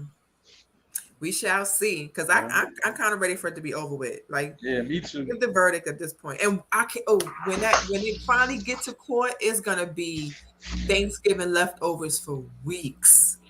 They are going to be in the court every day for 6 weeks straight. Like, well, he gotta be there. You know what I mean? Shit. You know what I'm saying? I was like, man, you know, he gotta be there. But I was like, her, she might just send a representative, take up one day on the stand or whatever, in 2 days, and call it a day. You know what I'm saying? All right. Shit. We're going to pivot to the next segment. We're doing Queens Get the Money. So this is just a shout out for women that's doing their fucking thing. Whether it's an entrepreneur woman, celebrity woman, you know, just music wise. So we're giving this Queens Get the Money. This is when we're giving shout outs to a woman that's doing her fucking thing. Absolutely. Absolutely. Yo, and shout out to all them girl truckers who got their own trucking company. I'm loving that right now. You know what I'm saying? Shit, I bumped into a couple of them. You know what I'm saying? I'm like, damn, sweetheart, you driving a rig and everything? She's like, yep, got my own company. I'm like, all right. That shit is trending, Mark. I like that. Like a motherfucker, yo. She's like, yeah, I got the trucking company and the dispatch company. I'm like, and my phone is right here. And you can put your number in. You know what I mean? I know like what you about. You know what I mean? Shit, hell yeah. You know what I'm saying? I like that shit. I'm like, man, Queens get the money and Queens doing it in style. I'm just like, man, you know, I'm like, man, you seeing chicks, you know what I mean, for real, you know, they bikers, you know what I mean, for real, they on a motorcycle looking good, you know what I mean, so they got the motorcycle, the house, you know what I mean, for the 2-3 cars. I'm like, all right, I'm liking this shit. I like this shit. Hey, though, I'm trying to tell you, listen, if I catch you, you know what I mean, for real, on some hot shit, trust me, I'm pulling right up on you, you know what I mean, you my type of shit. I'm pulling right up on you, you know what I'm saying, shit. Check. Becca, what Queen's getting the money that you about to shout out? You know, this is old news, but I want to give some flowers to Angela Bassett. This is old news because Angela Bassett, when she first started her show 911, a lot of people didn't believe that it was going to do well, right? They didn't believe that it was going to be a good show. I'm not sure what season they're in right now. I want to say maybe 3 or 4, I believe. Rika, if you could correct me. But she makes almost $500,000 per episode. Nice. Damn. Right. Nice. So she's one of the highest paid women in that show, because for most people, if you know anything about like how the pay is on TV, it's like per episode. So we know that back in the days, all of the people on the cast of Friends got paid a lot of money per episode for that show, right? Mm-hmm. We also know that people like Grey's Anatomy, they got paid a lot of money per episode for their show as well. But Black women in TV never really got paid that much per episode. And she's one of the first to get paid almost $500,000 per episode. And she is my favorite actress of all time. So I just wanted to shout that out, especially having a television degree. 5 seasons. Thank you, Rick. I knew you would check me. 5 seasons. You would. And you know what? You know what's also cool about that? You're talking about a show. It's on network TV, so they running like 20 episodes a season. You know what I mean? So it's like, unlike cable, right? You know what I mean? For, shout out to my women getting money over there too. But the cable series is only going 10 episodes a season. You know what I'm saying? So Angela Bassett is doing like 20 to 25 episodes a season, or maybe even 30. But at least, somewhere between 20 and 30. And you talking $500K per episode for 20 of them motherfuckers. Minimum. And that's heavy. That's heavy. And that's big for her being a black actress on TV. And that's even still low. But she's still one of the highest paid black actresses on television. Oh yeah, absolutely. So if $500,000 is low, could you imagine how much these other people are getting? Like Grey's Anatomy, I want to know. I'm interested to know how much she got paid per episode, because I want to say it was almost $2 million. Like, yeah, I'm interested to find that out, because it wasn't easy they didn't want to give Angela that at first. She wasn't getting paid that much at first. This is over some time of 5 seasons that she's been able to rack up $500,000 per episode. No doubt. So yeah, I want to shout out. Shout to the black women who are lead actresses in the show. You know what I'm saying? Right. And they gotta pay them. You know what I mean? For real. So guess what? Whether you like it or not, shout to Mary J. Blige on Power Book 2. Shout to Patina Miller on Power Book 3 that's getting ready to come on. I'm like, they ain't no secondary. They are the lead character in the fucking show. You know what I'm saying? Shout to them queens, you know what I mean, for real. You know what I mean, across your screen doing it like that. You know what I'm saying? I always look forward to watching them. So I just looked it up. The main character in Grey's Anatomy, she makes $550,000 per episode. But she makes $6 million a year because of her syndicating profit. So when the show is syndicated, you get money from that as well. So she makes $550,000 per episode, $6 million per year. According to Forbes, she makes $19 million per year from that show. That's syndication though. Like once you get to season 5, that's when that syndication money kicked in, because they show all that season 1, 2, and all of that. And that's why a lot of people in TV, they want to get 5 seasons out of that motherfucker. Because if they do, they know it's getting picked up, on syndication. If that syndication runs for years, then that means they get checks for years. You know what I'm saying? Like all them people like who was on the Cosby Show from way back in the day, they still get paid for that motherfucker. And that show has been, they've been on for 18 seasons. See? I mean, shoot. Think about them people, Law and Order SVU. SVU been on there in like 20 years. They get that syndication money too. Yes. So I was like, man, I done seen Ice-T and Coco and them. I like shit. They living real nice. You know what I mean? I like shit. Yeah. And shoot, y'all mean Blackish? They getting that money too. Because Blackish been in there for a minute. And Marsai Martin is the youngest producer in Hollywood. She became the youngest producer in Hollywood at 14. I want to say 14 or 15. Yeah. So she's just about turning 18. So she became the youngest black woman producer in Hollywood at 14. Boss. You know what I'm saying? Damn.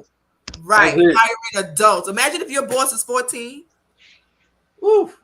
That'd be tough. Shit. Right. Having a woman as a boss sometimes, tough. Yeah, just in general is tough. Yeah. I like, you better cater to their good side, which I always did. Shout to my women bosses. I'm always gonna have something nice to say to you. You know what I mean? Make you feel like a young woman. Make you know feel what I mean? Good. Yeah, exactly. Billy Bob. Keep my job. My shout out to the black women writers of Netflix getting that bag. Yes. Money. Shoot Shonda Rhimes. Courtney Kemp. Yeah. You know what I mean? Do your thing, black queens. Netflix money. Do your thing, getting that Netflix money. I like shit. She gonna develop another thing, something like Power over there. Shout to Courtney. You know what I mean? Right. Shonda on Netflix. Shonda Rhimes doing her thing. Why I keep my Netflix, because Netflix they bugging right now. They about to charge $2.99 for people who share. Hey man, shoot, all that money they shelling out for the talent, they better. You know what I mean? Shit. They better. You know when Netflix started giving that bag, You're gonna have to raise. You have to get some goddamn money up. Yeah. Monique All right, too. look. Monique too. Hey, Rika said Monique. Hey, man. You know what I mean? Shoot. Y'all see her latest video? I'm going home to Netflix. Oh yes, baby. I love y'all for real. I'm back home at Netflix. Shut up. Netflix was not your home for the past 10 years. This is positive. Sorry. Yeah. You know She's what I mean? finally getting a Netflix special, so look out for that, you guys. She loves us for real. So we're gonna pivot to this right. King's disease. Disease. So you know this. So I'm pretty sure you know what this is following. What we just did. All right. This shout out to the men. This is a shout out to the men right here that's doing their thing. Shout out to Nick Cannon for repopulating the earth. Man, Shout shoot. out to Father Abraham, Nick Cannon, for repopulating the earth. They trying to stop abortions, but Nick Cannon said, "Hell to the no." Now you know damn well I'm dang a why have you should shout my him out. You should shout out Nick Cannon because he got 15 jobs and he on your TV every day, every week. You know what I'm saying? Shout him out for that. Nick Cannon, y'all mean Earth. hey, just like I said on Monday, y'all mean for if you're around my mama, you can't even say nothing bad about Nick Cannon. But Nick Cannon keep my mama laughing, singing, and with all them damn shows and shit. This motherfucker got a show for everything. I do like Nick Cannon. So shout out to him for making Shout sure out to that Nick the Cannon. earth stays full of cannons. Shout- He's shout- shooting everywhere. Pew, Shout pew. to Nick Cannon. You know what I mean? Shout out to Nick Cannon. I'm gonna tell you, yo, shout out to LeBron James, first active player, billionaire, black man, billionaire, still playing the game that he loved. Yeah. You know what I mean? Showed up at the Drew League in LA in the hood. You know what I'm saying? I like, man, shit, shout to that shit.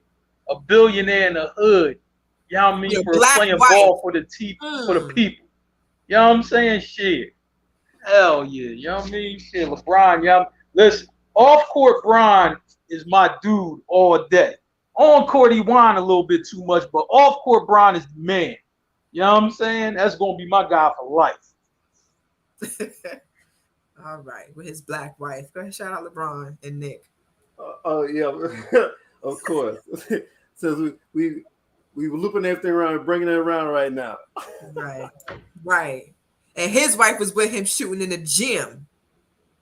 Wow. Shout out to the dudes and earning. I do like that podcast, Rick. I do. They talk too rich for my blood, but I still watch it every now and then. They talking big money. I'm a 100-aire. I'm not even 1,000-aire. I'm 100-aire. I'm poor.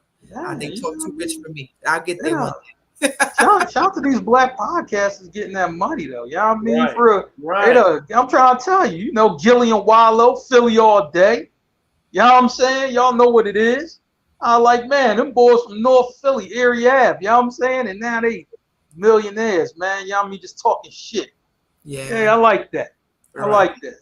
Right. Inspirational.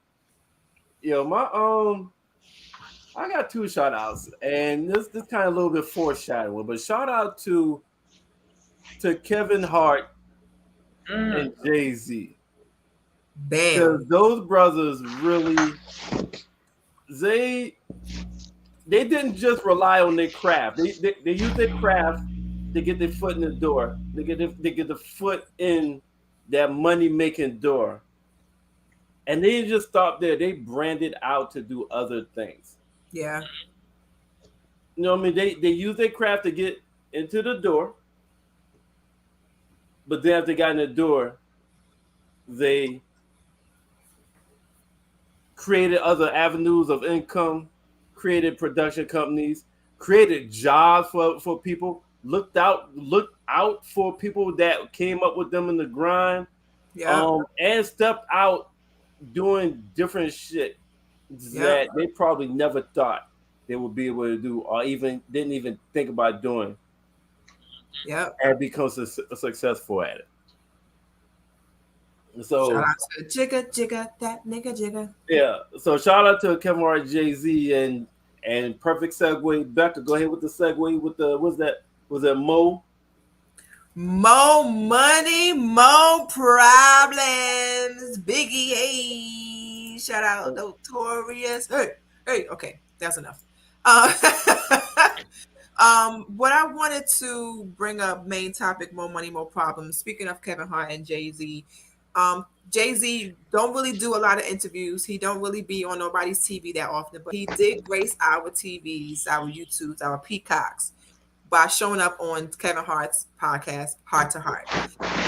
I suggest everybody go watch it, not only because I'm a Jigga fan, but also he was talking that talk. They spoke on so many different aspects.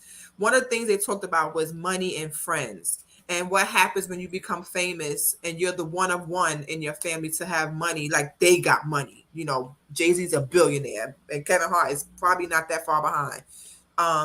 And what happens sometimes when you're dealing with money and friends, and even with your family. So kind of wanted to discuss about whether money is a way for you to cut ties with friends and family. So I'm going to play this clip. I'm going to talk a little bit over it so that way we don't get clipped. But I really want you guys to hear what Jay-Z talks about in regards to sometimes people around you that don't have the money you have and how they look at you. So politics as usual. And those songs really dealt with it. Regrets on the last So song he's on my talking first about album. some songs he did in the past those are real that topics. reference The money. evils, just talking about, the relationship and how money can come between friends. We haven't had money for a long time, so we don't know we're not professionals at navigating how to communicate.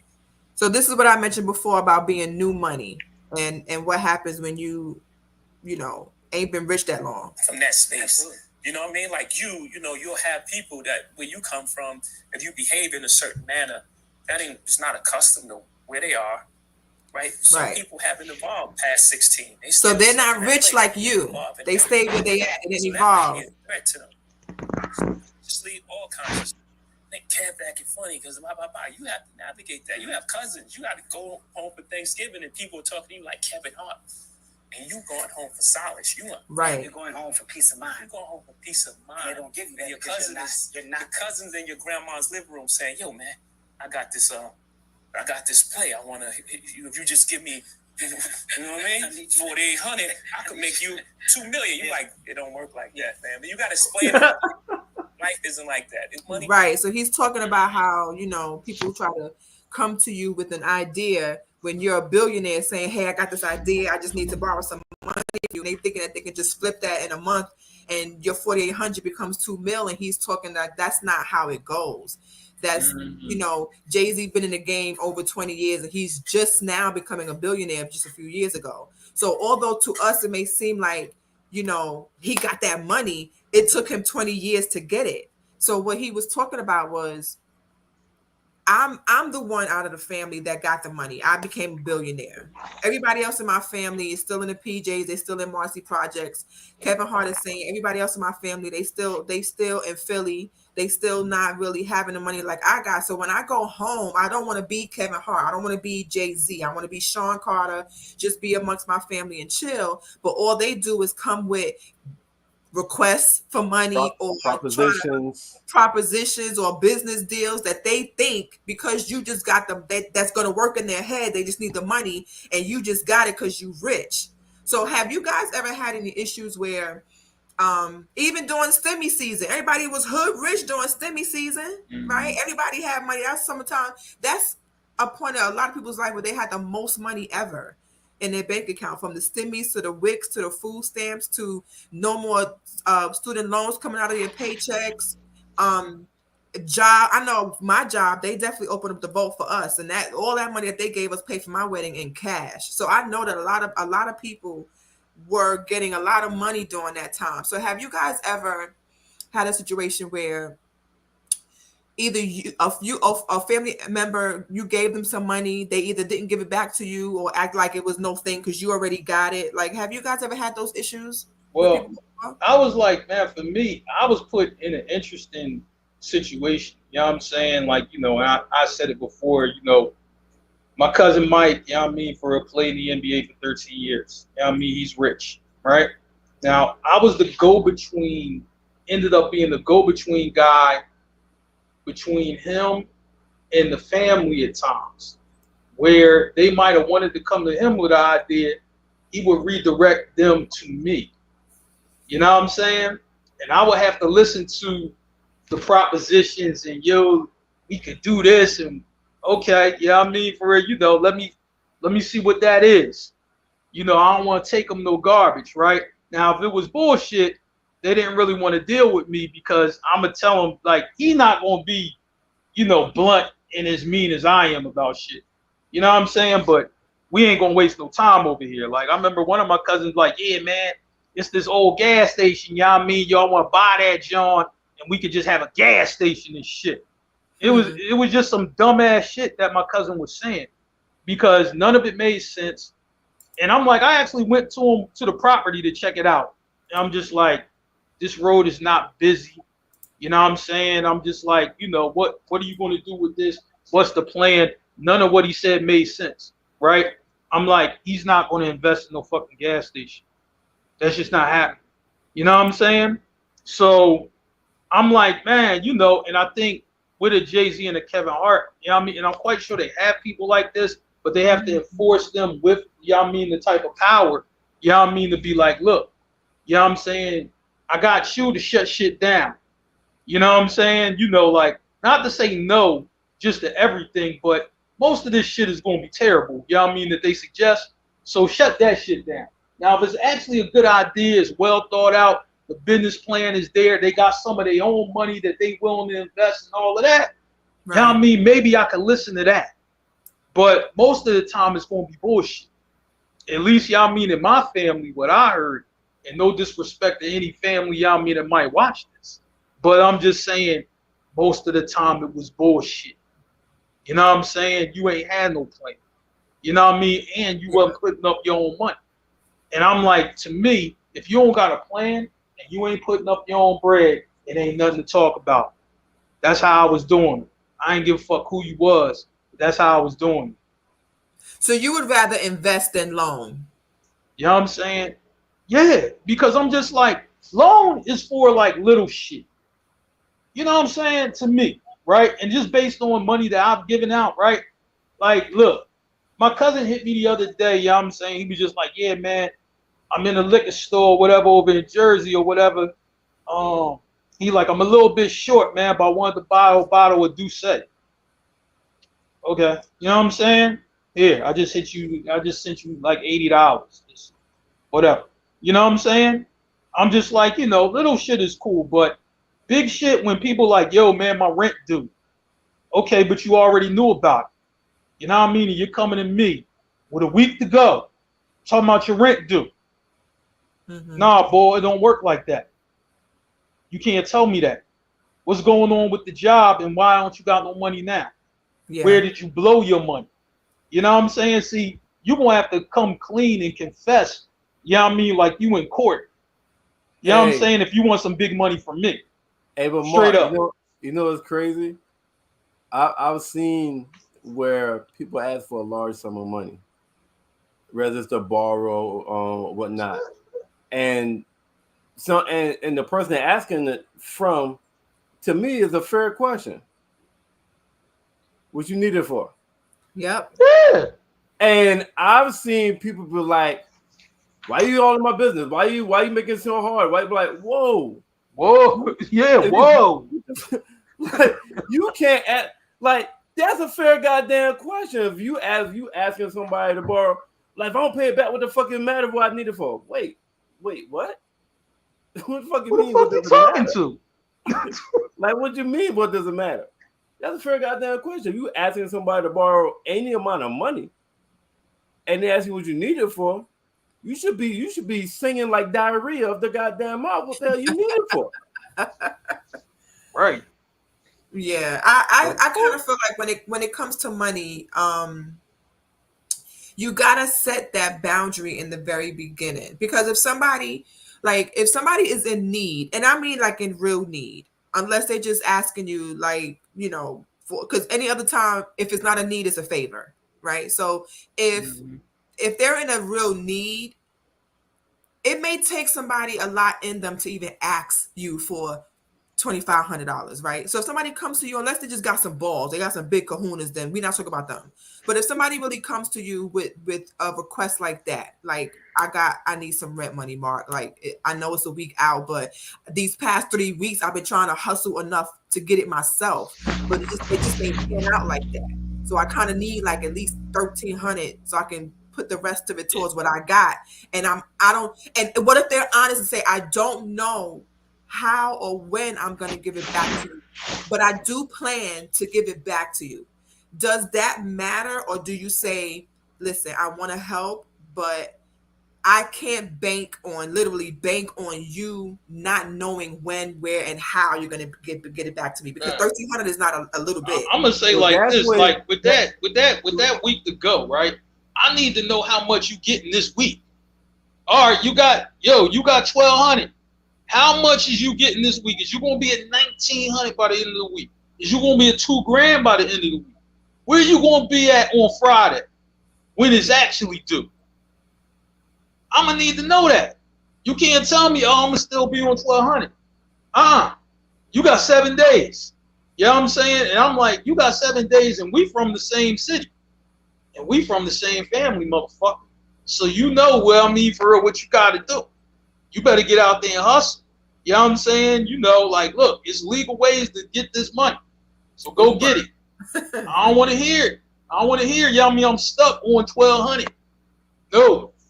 You better tell me, you better meet me somewhere. Also, Becca, somebody in that kind of situation right there,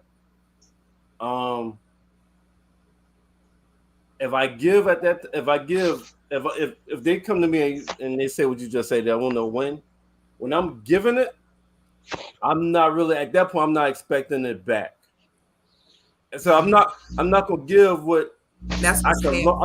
I'm not gonna give what I can loan. I'm gonna give what I can give. Because there were times I loan where, okay, you can get this. You'll get what you can I lose. need this back by the 7th because I gotta pay something. I got it, but I need it back by a certain date because I gotta pay something by this date. So that's when I said I could give to loan. So a situation like you just mentioned, I'll be given to give. Where if I don't get it back, I'm not missing anything. I'm not missing a bill or whatnot. But at this point, like, I'm gonna look out because I never know I'm in this situation. Be blessed.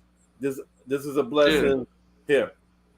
So then where does that put your relationship with that person? Do you now have to change the dynamics because you asking me for money and it's making me look at you different? Or do you say, nah, that's my homie, that's my, that's she or he is, they don't never ask me for money. So if they ask for me, they really need it and we cool. Like, I think, it definitely is going to depend on who it is too. I'm like, if it's somebody I've been 100 with you your whole damn life, you know what I'm saying? I'm like, man, you know what I mean? And it's times, where they looked out for you, not that you asked them for nothing, but they was there for you, you know what I'm saying? When you just like, I ain't asked them to be there, but I'm glad they was there because that situation could have went left or whatever it might be. You know what I'm saying? So I think a person like that, you know what I'm saying, is sincere, is whatever, right? But I'm still going to grill them though. See, that's the part that's still going to happen. Like, even if you my favorite cousin or my brother, you know what I mean? And I got love for you like you would not believe. I'm going to grill you about your shit. Like, I'm still doing that. You know what I'm saying? So that way, it's just like, I got to grill you. I don't really want to grill you, but I have to do it. I'm in this position where I got to grill you about it. And what are you going to do from now until it's due? What are you going to do? You know what I'm saying? And It's just like, if they don't know what to do, then I give you the plan. This is what you're going to do right here. You know what I'm saying? So that way, I'm like, man, I don't, 1,300. You know what I mean? Because the first thing I'm asking, if you ask for 1,300, I'm gonna say, yo, can you check my account to see if I got 13,000 in my account? You know what I'm saying? Because I'm gonna need 10 times whatever you asking for. You know what I mean? And if I don't have 13,000 in my account, then you're gonna have to make away from this 1,300. You know what I mean, that you want from me. you're gonna have to make that 600 by the end of the week. You know what I So mean? do you You're add gonna have to do interest? something. Do you add interest when someone says, "Let me borrow 500"? You say, "Okay, great. I'm gonna give No, you I ain't money doing to that. give you back 700." I ain't doing my family like that. I wouldn't. I mean, like people I'm close to, like my brother or something. I would never do that to my brother. No, you know what I'm saying? You know, that interest shit. You know what I mean? For that's where you treat somebody. You know what I mean? For you don't really bang with, you might treat them like that. But you know what I'm saying? People, you know what I mean? You near and dear to that you went through real shit with. I'm just be like, man. And sometimes you might have it, and you just like, man. I remember one of my cousins hit me after taxes, right? And you know what I mean. I flipped the taxes and all that. I got a nice little. Everything was rolling right then. I'm like, shit. You know what I mean? For real, like March, it's a good fucking month. Got the tax money check hitting at the same time. I'm chilling, right? Right. And he hit me. You know what I mean? For he just like, yo, you need $500, right? You know what I'm saying? But I had it. You know what I'm saying? And I know it was rough on him, whatever he was going through, right? Yeah. So I'm just like, I'm thinking in my mind, if I give him this 500, you know what I mean? You might not get this back immediately. You might not get it back for a long time, you know, whatever, right? And this is what I told him. I was like, yo, just pay me a little bit out of each check. You know what I'm saying? Because he had other big shit going on, but he did exactly that. He gave me $40 out of each check. That's what he did. And it took him like almost a year to give me, you know what I'm saying, you know what I mean, or half the year. You know what I mean? I think once it totaled up, it was the summer, right? But he followed the plan. You know what I mean? He gave me $40 each check. You know what I mean? You know, so I got it back. Yeah. You know what I'm saying? So I didn't mind doing that because I'm like, this is, you know, he a stand-up guy. He ain't no, everybody got shicey people in their family, but he ain't one of them. He a stand-up boss. So he gave me 40 out of each check. Right. I think he got it. I think, you know what I mean, I gave him the money in March. So by my birthday, I had all the money. You know what I'm saying? I had the money by my birthday. My birthday is this month, July. So, you know what I'm saying? That was all right.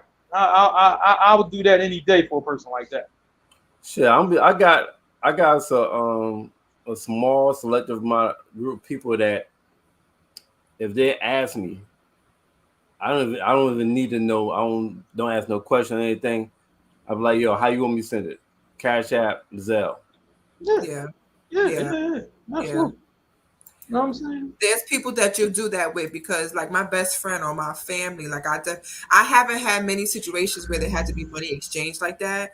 But there's been times I borrow money from my best friend and give it back to her the next payday because there's a lot of times, like I mentioned, it takes a lot for somebody that's really down and out to ask for money like that to begin with because. You know, people like to throw things in your face, and you never know when that person will be like, remember that time I gave you money for the rent? You could have been evicted and I helped you out. So you kind of want to pick and choose who you have that type of situation with because people will bring it back up, even though you feel like they might, like, you know, it's dead and I ain't going to bring it back.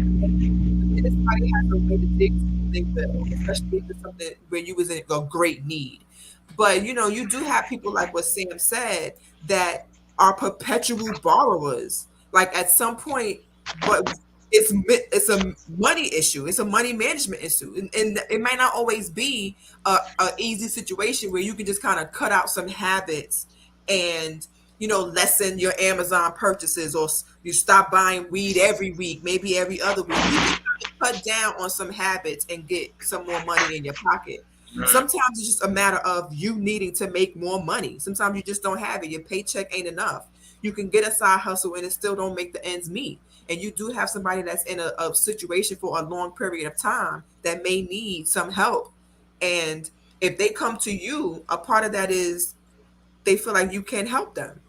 And it takes a lot for them to have to ask you that more than once. But you do have some people that don't care and will always ask you for $40. And it's like, what is going on? You always need $40? Like, what is going on with you? Yeah. And at some point, you got to say, listen, I done given you $40 about 40 times. This is the last time. Right. I ain't going to have it. We the 40-40 club right now, but I can't do it. This is the last time. Now, I'm not going to bombard you to give it back to me, but I am going to say this is the last time. Don't ask me no more. Yeah. And you have situations like that. Sometimes you gotta do people like that. Got to. You know what I'm saying? Like you might, like you know what I'm saying. It ain't even so much about the money. You know what I'm saying? For real, you know, but it's more like, yo, you know what I mean, motherfucker, you always be asking like, I gotta just put you on the block list. Like I can't, like no, like you know what I'm Yeah, saying. block you Might on as well, Cash like App, so you can't request no money. you know, yeah, People, you people, can people set just it up like that. request money from you through your Cash App. Like, you got some damn nerve. That takes some Yeah. big owners. Yeah, shoot. Yeah, it happens. So you know what I'm saying. I was like, man, this shit crazy.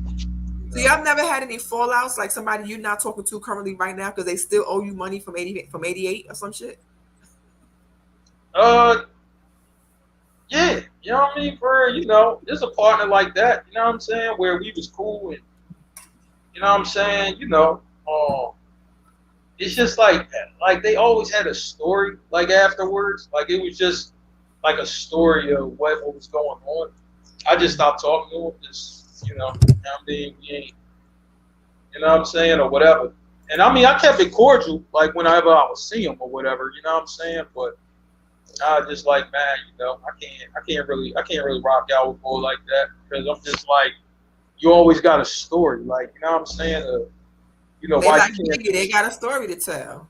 you know, and then it was like, man, I didn't even ask them for the money or nothing, but it's just like, yo, like, I think the one time that pissed me off though is like, we were at something, right, and this boy owed me money, but he was talking big, like, yeah. I'm looking at this motherfucker like, motherfucker, you still owe me $100. Fuck you talking They at like the that? club, though. They at the club. Yeah, but they talking Buying big though. You know what I mean? Like, yo, man, yeah, I mean, I'm gonna get a couple more of them bottles, and you know what I mean? I was just like, man, you know, I was like, right then, I was done with him right then. I was just like, oh, so you ain't gonna acknowledge, you know what I mean? Acknowledge that you owe me money, but you know what I'm saying? Like, yeah, man, I'm sending the bottle over to these chicks. I left him alone right then. You know what I'm saying? I'm good. What you got, Merv? Tell us your horror stories. You know what? I don't have any horror stories. Well, that's good. That's a good thing. Nobody has asked you for money, or you never had any issues with getting it paid, getting it back. No, I never had any. I never Yeah. You think back, you're gonna get one. A lie. I did, yeah. I did help out. I goddamn. And that was my fault because there was no A1 day one type friend. There was someone I met in adulthood kind of shit, like, and they didn't live in my same state. It was like hit me with a story like IRS got my account frozen. Oh. I ain't got no access to nothing. I can't do nothing. If I could just if you got $500 so I could get by till I get my account frozen. I got blah blah blah. It was like, yo, hit me with a great story. A great story. They usually are. It'd be a great fucking story. And I'm still looking for those 5 Benjis. When did you give it to him? I forgot about that. That was like in 2000. That was 2013. You kidding me? Man. Are you serious? 2000. Oh, yeah, it's a loss. Oh yeah. Yeah. Once 2014 came, it was a loss because I completely tossed out my motherfucking mind. Like I forgot about that shit. Like completely forgot about that shit. And all of a sudden it just hit me. But yeah, I was like 2013, I think. Man, I'm trying to tell you, like I did hear a story of a friend of mine, his cousin, like had gambling debts, right? Yeah, I'm not getting out. I'm just like, you know, like he had told me, you know what I'm saying? Now, my man, you know what I mean, got a couple dollars, right? He really do. But like they were gonna kill this bull, like, you know what I mean? Like for real. They was gonna kill him. You know what I'm saying? So I don't know. Like if I'm in that situation, somebody going, yo, that's my peoples. You know what I mean? For they gonna kill them. You know what I mean? And I got it. Like it ain't like I don't have it and I got to scramble to get it. Like, no, I actually have it. Like, you know what I'm saying? Like, yeah, I got 5 figures, you know what I mean, for real, 5-6 figures in the account. Oof. Like, you know what I mean? Like, yo, if you got money in the account, you know what I'm saying, they gonna kill your partner, like they gonna kill him. Like, I understand why he did it. I just like, but I'm like that was crazy because I'm like, yo, like I remember he came to me before he actually gave the money. I was like, is this money you could part with? I'm like, I know you got bread, but I don't know what type of investments and everything you got going on. He's like, no, money cool. I like, well, you gotta ask yourself, do you want him to kill your mans or no? like, you know what I mean? He said, "Are you ready to die?" Like, you gotta ask that question. Like, yo, is you ready? You know what I mean, for real? To kick in for the funeral or no? Like, or you still want to see him alive?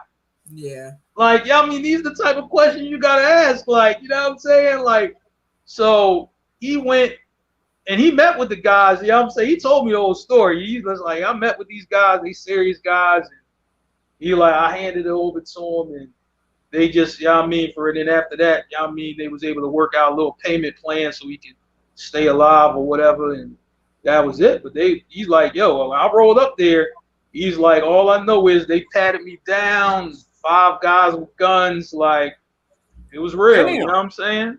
Like it was real.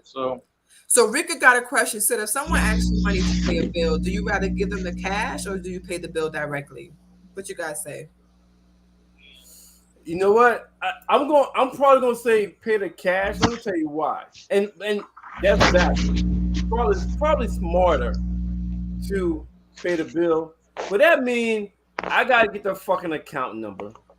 I gotta goddamn get the fucking phone number. I gotta wait on hold, talk to this motherfucker from that's out the country that barely understand the motherfucking English. And that's time that I got. Now I'm paying you, I'm giving you money, and I'm taking time out my goddamn. Nah, you know what? Rather I pay the bill directly, or rather I give the motherfucker cash, I still gotta rely on this motherfucker to give it back regardless. So yeah. Yo. Well, and here's the thing, part of you don't even want to hear the story. That's like you know what I'm saying, like them guys, you know what I mean, you might beg for money in the street or whatever, right? You know what I'm saying? Now some guys, you know what I mean, you might know them from the neighborhood and you know what I mean, for their crackhead and they on drugs, you know that, right? You know what I mean? This one boy, I remember one time he just tried to give me this story, right? I was like, look, I don't need to hear them story, man. Here's your cash, go get your drugs. That's what I said to him, go get your drugs. Like, yeah, I mean, because I know that's what he going through with it. Don't tell me no story. Go get your drugs, man. Yeah, I mean, you need them drugs right now. You look like you need them drugs. Go get your drugs. Man, I don't know about your area, but there used to be a universal lie down here in Columbia where they always ran out of gas, stranded, and just need $80 to get home. $80. Yo, I heard that shit like 5 fucking days in a row, yo. I was like, random, though. How did that get made up? How's that supposed to make sense? I was like, y'all going to school for this shit now? Like, how the fuck do y'all come? Did y'all meet in one central area in Columbia? Be like, yo, this is the story? Because I was in 5 different areas. And different people had the same fucking story, yo. See, for me, to answer Rika's question, I would probably pay the bill. Now, I work in banking, I work with bank fraud. So I get a lot of people that call to dispute charges because they paid a bill for someone else with their card, and then the following month the company charged their card again. So there are ways around that. I would usually, I have a prepaid card that I can transfer money to just in case. I'll give it to Jasmine or whatever the case may be. So I'll probably use that prepaid card, and just so if they try to charge that card again, there's no money on it. If that happens, but I would give it to the actual bill they're trying to pay, because I don't. If that is the reason that you're giving me, I'm going to present it as, okay, I'll relieve you. I'll call Duke and pay them or I go online, or I go, pay them in person with cash, or whatever the case may be. Spectrum, I can pay in person, things like that. I'll take that little bit of time it may take for my sanity. Because if you say that you got to pay your light bill so that your lights don't get cut off, and I give you the cash, and you decide to go buy a dress and hit the club, I'm going to be mad. And you're gonna wear that dress in the fucking dark, because I'm gonna go Duke and act like I'm moving into your address, and your shit gonna get turned the fuck off. Okay, so which would you rather? Because I'm petty like that. Like me, I don't be having time for no story. It's like if I'm going to get beer or something like that, right? Look, I'm gonna get a case of beer. You know what I mean? For the boy outside. You know what I mean? Yo, can I get some money? You got a story? Listen, when I come back out, I'm gonna hand them. You know what I mean? I got my case of beer. I'm gonna hand them, you know what I mean, a still reserve. Drink this shit, you know what I mean? Let me move on, man. You know what I'm saying? Go ahead, drink, you know what I mean, you're 211. Let me move the fuck on, man. I don't want to hear your story. I know you out here, you know what I mean, because you want to drink, just like I'm about to drink. So go fucking drink. You know what I'm saying? That's it. But that's another thing. Don't lie. Please don't lie. You don't gotta lie. Yeah, I mean, shoot, people really be trying to lie. Like, you don't gotta do that. Just, what you need it for? A minute, like, yo, I kind of want to just, get some stuff. Yeah. If that is your honest truth, you may be able to get it out of me by telling me the truth. But if I find out that you lie, I'm not only going to want my money back right away, not when you said you was going to pay it back to me, but right now, and I'm going to be pissed because you told me that you was going to be in the dark. You was going to need a flashlight to see me, a flashlight. And I find out that the Qs are gonna be here in Charlotte all weekend. I find your ass at the conclave. We're gonna have some motherfucking problems, okay? If I go to Instagram and Mark Zuckerberg's Facebook and I see you behind some nigga sticking his tongue out wearing gold shiny boots, I'm going to be mad, okay? So you better tell me the truth, please. Tell me the truth. You might get it out of me. Yeah, it's better just to do the truth. You know what I'm saying, to be honest, because it's just like that way it ain't no waste of time. It's just, okay, this is what you need. All right, cool. At least, I'm saying, with my friends, you know what I mean, family, and particularly my nephews. My nieces and nephews tell me the truth about everything when they want money. You know what I'm saying? No matter what it is. You know what I'm saying? And they shit I can get with. You know what I'm saying? I went to a party. Like, look, Uncle Mark, you know what I mean? I want these Air Forces, but them joints is like 90, you know what I mean? And I got like 60. All right. You know what I mean? Gosh. Yeah. Shit. What you thinking, Merv? All I really care about is what date you say you giving it back? That's it. Okay, listen. If you ask me to borrow $200 and whatever reason you give me, I don't give a fuck what you do with it. As long as, like you said, you have it back on the 30th. As long as that shit back on the 30th, I don't give a fuck what you did. I don't give a good goddamn. You can say I need $200 to pay my light bill. And you could have got that $200 and went straight to the strip club, got a lap dance and bought some pussy, and had the greatest night of your life with that $200. If I get my $200 on the 30th, I don't give a fuck. I don't give a fuck what you do with it. You not care that they lied to you? I don't give a fuck what you do with it. As long as you don't lie to me about the date that you're giving it back. But they lied. That's more important. As long as you don't lie to me about the date that you're giving it back, to me, that's more important to me. It's like, that's all that matters to me. All right, so I'm gonna send you my my Cash App information. I'm gonna need $200 till next week. I get paid on Friday, the 29th. So I'm gonna get back to you on the 29th. All right, I'm gonna message my my Cash App information to you right now. Since you don't care, you got it. All I care about when I get it back. That's it. I'm gonna give it back to you on the 29th. Next Friday. One thing I didn't like though, right? Like I had a friend, you know what I'm saying, and he was like the first to get a car out of all of this, right? But motherfucker, you would ask for gas money, your tank full. No, fuck that. We running this tank down and we give you the money, after we run this bitch down when we run around Philly and the surrounding counties all fucking day. You ain't getting no money from me for no gas and you want full? Fuck you. Like, you know what I'm saying? That's exactly what I said to the boy. Like, nah, we ain't doing that. You gonna run this bitch down, for real, and that's it. You know what I'm So saying? Merv, I told you I'm gonna give it back to you on the 30th, but it's now the 3rd of the following month. You running me down, or you gonna wait for me to mention like, oh Merv, I forgot, I gotta give you that 200. What you gonna do to answer the question? Are you asking by end of business day on the 30th? Or you gonna wait for me to mention it? Like, oh Merv, let me send you this money that you gave me last week.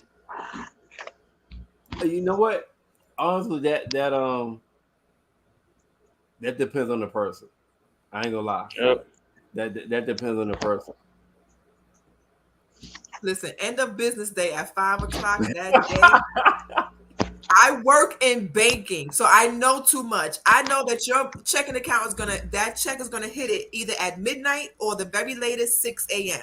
You'll have that money in your account. Okay. Oh man. And if you have a bank account at the bank I work at, I'm gonna find out. So Man, shoot, you just got me you might thinking. as well just go on and cash app it to me when you wake up in the morning, because I'm gonna need that back. No, I'm joking. No, you got me thinking of something, you know what I mean? It's a little bit off subject, but I know two boys, you know what I mean, who married, right? And they, you know, the money would hit at midnight, right? And they would really sneak out their own crib, you know what I mean? Because they both married, you know what I mean? To get money from the bank, you know what I'm saying? Because their wives pay bills on time all the time, right? So, you know what I'm saying? Like she really was obliterating that fucking check that they got. And they were just like, look, if I need money for me, I got to get that money out at 12 midnight, because by the time she wake up, she paying everything. You know what I'm saying? That was the wildest shit to me. On time. That was the wildest shit to me, though. I'm just like, so wait a minute, let me get this straight. You and your wife is in bed, right? You know what I mean? She sleep. You sneak out of the bed, run to the bank, get the money you want out. You know what I'm saying? Just so you know what I mean, your wife don't spend it all up paying the bills before on time. Like, y'all got that. I couldn't be married doing no shit like that. You know what I mean? That looks crazy. You know what I mean? That looks crazy. That does look crazy. I like, man, so me and you at the bank. I gotta defend because I'm no, triggered. But listen, I'm triggered. But the back bills before account, you're gonna want to make sure that the money is in that account, because Duke don't care that you went to the strip club. They want their money. Man. But Verizon will cut your ass off if you don't pay it by the next day. You got to pay it on time. Hey, listen. And if the bills are in my name, your name, our name, and we don't pay it, depending on what bill it is, it goes on the credit. So it got to be paid on time. Yo, but here's the thing, though. I'm just like, when they say, I mean, they used to wipe out these boys' accounts. I'm like, y'all make good money. You know what I mean? Oh, they just paying extra shit just to pay it, Mark. I'm like, I'm like, man, so wait a minute. So it looked I'm like, this looks crazy, right? If I'm at the bank at midnight, and you at the bank at midnight, I know why I'm at the bank at midnight. You know what I'm saying? It's about to be something crazy going on, right? But y'all at the bank at midnight to make sure y'all got money, because y'all wife is spending everything in the account to make sure the bills is paid before on time. Not on time. Before on time. Oh, we like, 6, 7 days out. You cannot bill shame. You bill shaming right now. The bills got to be paid on time. That look crazy.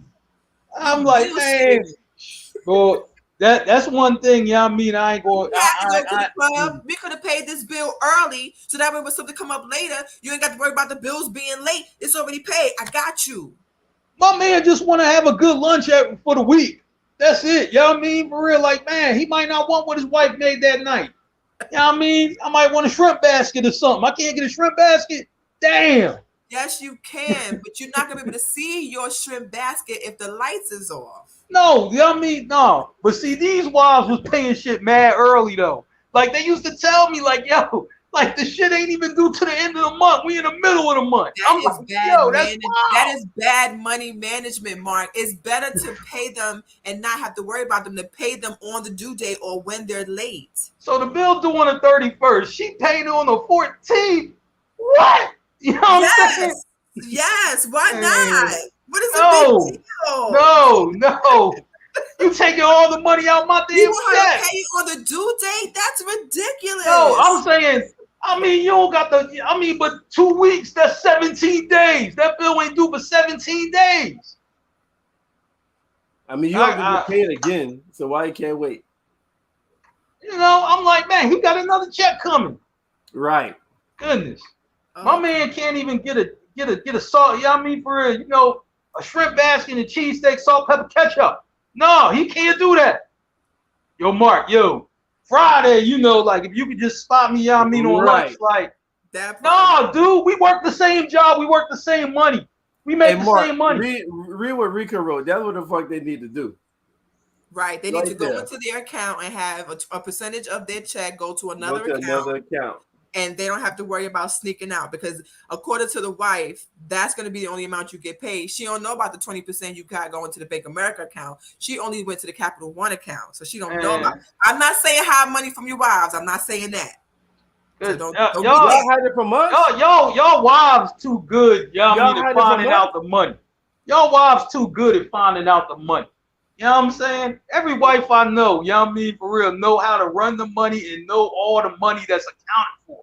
And they know everything. Usually, depending on how the household is set up, the woman is the one that makes sure all the bills are paid. So with money management, you kind of when you carry in a one, you're like, wait a second, this is not right. It's something missing. And I work at a bank, so I look at numbers all day. So yeah, I can't. Hey, listen. Look, I'm gonna say like that. Look. If I ever get married, you can't pay the bills 20 days in advance. Like, you're not gonna do that. Unless I got real money, then I don't care. But if I got money that I need to pull from, you ain't paying that shit 20 days in advance. That's automatic no. Like, no, you're not gonna do that. Okay. All right, I'll pay it on the due date. The money will be in there, when the shit is due. Don't worry about it. Everything cool. Shit, you know how the money work anyway. Sweetheart, you know what I make on the job. Like, you know all this shit. You know Listen, that is trauma, but that is real. All jokes aside, that is trauma. If you ever been broke, like real broke. We all been broke, for real. We all been there. Nobody due date. When you finally get a little bit of change to pay a bill early, you feel like, I paid that bill 2 weeks early, son. You can't see me. Fuck you. Yeah, listen, the only bills you need to pay early are bills that's associated with an APR. Interest rate. Or your social. Man, these motherfuckers paid, man. They was paying everything early. They ain't care what it was. Yeah, it's a bill. Your credit. I'm like, man. I was like, listen, for like, look, y'all wives is great, but damn, 20 days? Like, shit. And I'll be telling Mr. Green, good. Duke comes out tomorrow. Mr. Green be like, okay. Dang. You know what I'm saying? You looking at your account. Every Friday we meet. Okay, what's due this week? Boom, boom, boom, boom, boom. It's in the account. Okay, great. Fellas looking at the account. Hey, my man about to trying to buy this motorcycle. He checking. Wait, what? Where's my motorcycle money? I paid the car note early. I'm like, Lord, don't even got my motorcycle money. Don't got my rim money. Don't got my hang out with the boys money. I don't got nothing. Clean me out. But you can't hang out with the boys if the car is not paid for. Talking about, I remember one time, man, Sarah, my homie told me, he's like, man, she paid the damn coach for these damn basketball lessons early as fuck. I could have gave him the money the day of. You know what I'm saying? I'm like, damn, she paid that Sixers camp joint. That fake ass Sixers camp. And she paid them early. I'm like, man, you could have walked in with the money. Oh, man. I'm like, your kid ain't get no better at basketball, did he? Not really. You know what I mean? Shit corny. You know what I'm saying? The story is more money, more problems. Don't go. Y'all wives need to stop. Y'all doing too much. All right. I feel attacked. I'll be quiet now. Sorry, babe. If you watch it. Stop. Okay. I'm trying to tell you, Merv, if you ever wearing one of them camps for kids in South Carolina, you know what I mean, for this former quarterback, you know what I mean, the mom then paid the money 3 weeks early. Like, your kid sucks. He ain't never gonna play no damn football. You know what I'm saying? Paid all that money early for nothing. Terrible, man. You know what I'm saying? Take us out, bro. Save me. I feel I'm getting attacked. Yeah. Mark coming for me. I said with Grill, I can't agree with Mark. Like shit. Unless it's like I said, unless it's an APR bill, fuck that. There's no need to pay that shit early. Yeah. Yo, so this is I feel like our segments, like, just for a moment, it was like we went with our creative juices, trying something different, give some kind of format, and this was freestyle, and we talked 2.5 hours just off freestyling. We could never get an hour and a half pod in, never ever. Even when we try. We can come on here and be like, hey y'all, happy Wednesday. We don't know what we're talking about. So yeah, 3 hours later. All right, y'all, good night. That's how Wednesday work. You know what I mean? For real, Monday, you know what I mean? Shit, we gonna zip through that motherfucker quick. You know what I'm saying? Look. I like, man, don't let it be no damn playoff game or shit. That should be 45 minutes. Like, all right, look, I got a playoff game to watch. You know what I mean? We out. We know. Yes, we do. Hey, but listen, this is format going forward, and it seemed like this is not going to take anything from it because we still talk about a variety of topics. We still was able to keep our personality. Still, was able to damn joke about shit. So Venus versus Mars. Get attacked. Yeah. About paying bills. Like usual. So it's gonna be Venus versus Mars segment. That's man versus woman. If I rule the world, that's if we got any situation that we had the ability and we rule the world and we could change our result. That's if I rule the world. Marvin's room. By any nigga, any goddamn woman trying to damn be slick and slide in somebody's DMs or trying to damn holler at somebody on the low that they probably ain't supposed to be hollering at. All right, that's Marvin's room, King. Unreasonable doubt. Somebody being blamed for something and just not adding up. This is some foul play going on right now. I need some more evidence. The evidence, that evidence, there's something wrong with that shit. 2 plus 2 is 3. All right, that's reasonable doubt. King's disease. Shout out to the men for doing good shit. Queens get their money. Shout out to the women for doing good shit. And our topic would change every Wednesday. So how our topic changed would change the category segment banner for that. But here's the state. Venus versus Mars. If I rule the world, Marvin's room, King's disease, Queens get the money, and reasonable doubt. So no doubt. So y'all make sure y'all stick with us. We are here again Monday. Monday will be Stacks and Nick J. They're gonna be talking. They talk. P Valley is back on Tuesday. We missed P Valley last Tuesday. I know I did. I hit the group chat like, yo, what's going on? Bro, talking about they on a break. No, ain't no break. I need to find out what's going on with Terica. Like, come on, stop playing. A lot of y'all was real mad. Like, what you mean P Valley ain't on? Like, the way Lou Murder hopped on Uncle Clifford porch and was like, I am not okay crying. That was me on Tuesday because I definitely was like, Sunday, where's my P Valley? So Sunday was a bad day, and then we'll be back here Wednesday talking our talk, and I'm gonna try not to get attacked. Stars will always take breaks. You know what I'm saying? They have a lot of shows that we love on Stars, but they always gonna take fucking breaks. So just get used to it. It's terrible, I know. You know what I mean? Because after P Valley, they're gonna take breaks. You know what I mean? With Raising Canaan, then they're gonna take breaks with BMF, and so on and so on and so on. You know what I'm saying? That's what they do. Yeah, I guess. It don't even have to be a holiday. They just take fucking breaks. Stars, stop your bullshit. Right. Show the shit. Right. We sit here angry. Like, where the fuck is P Valley? Yeah. Anyway. Final words, Mark. What you got? You know what I'm saying? Shoot, I'll just go with I'll go right to what we talked about last. Listen, you don't have to pay no bill, especially though not some insignificant bill 30 days early. I'm like, probably your kid sucks at football and basketball. There's no reason to pay the camp a month in advance. He's not going pro. He's not going college. Shit, he's probably not even going high school. Okay? You know what I'm saying? You can pay that. You can pay them on time that day. That's not a bill you need to pay early. I'm sorry. Okay, that's all I got. That's all I got.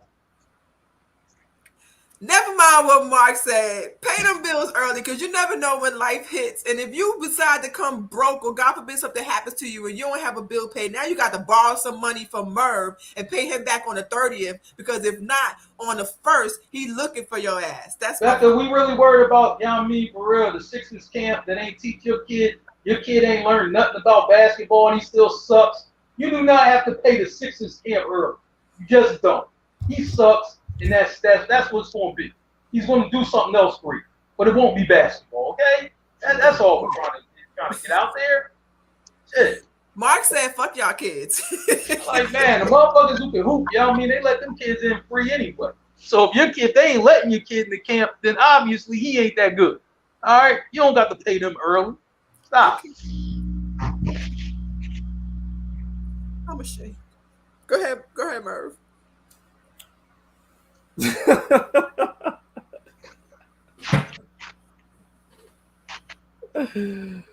Oh shit! Beck, you did your part of the show, so you going after me? You going after me? No, I did mine already. Fuck what Mark saying. Pay them bills on time. Period. Yo, you know what? My main thing, my main issue was, niggas, why you gotta do better than sneak out your goddamn house 12 o'clock at midnight to hit the ATM up, yo.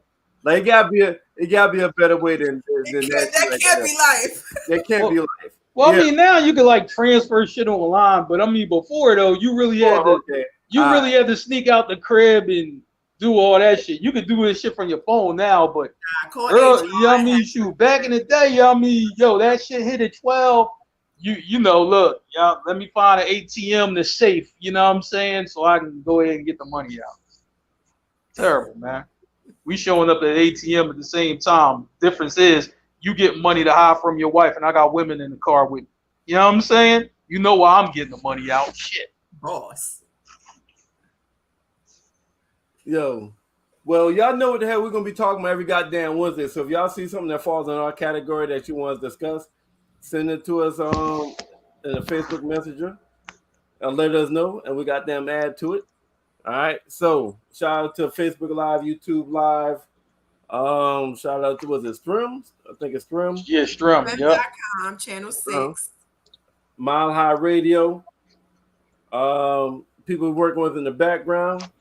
All right. Shout out to Sean Stacks, Tina B, Nick J, Street Team General, Ty.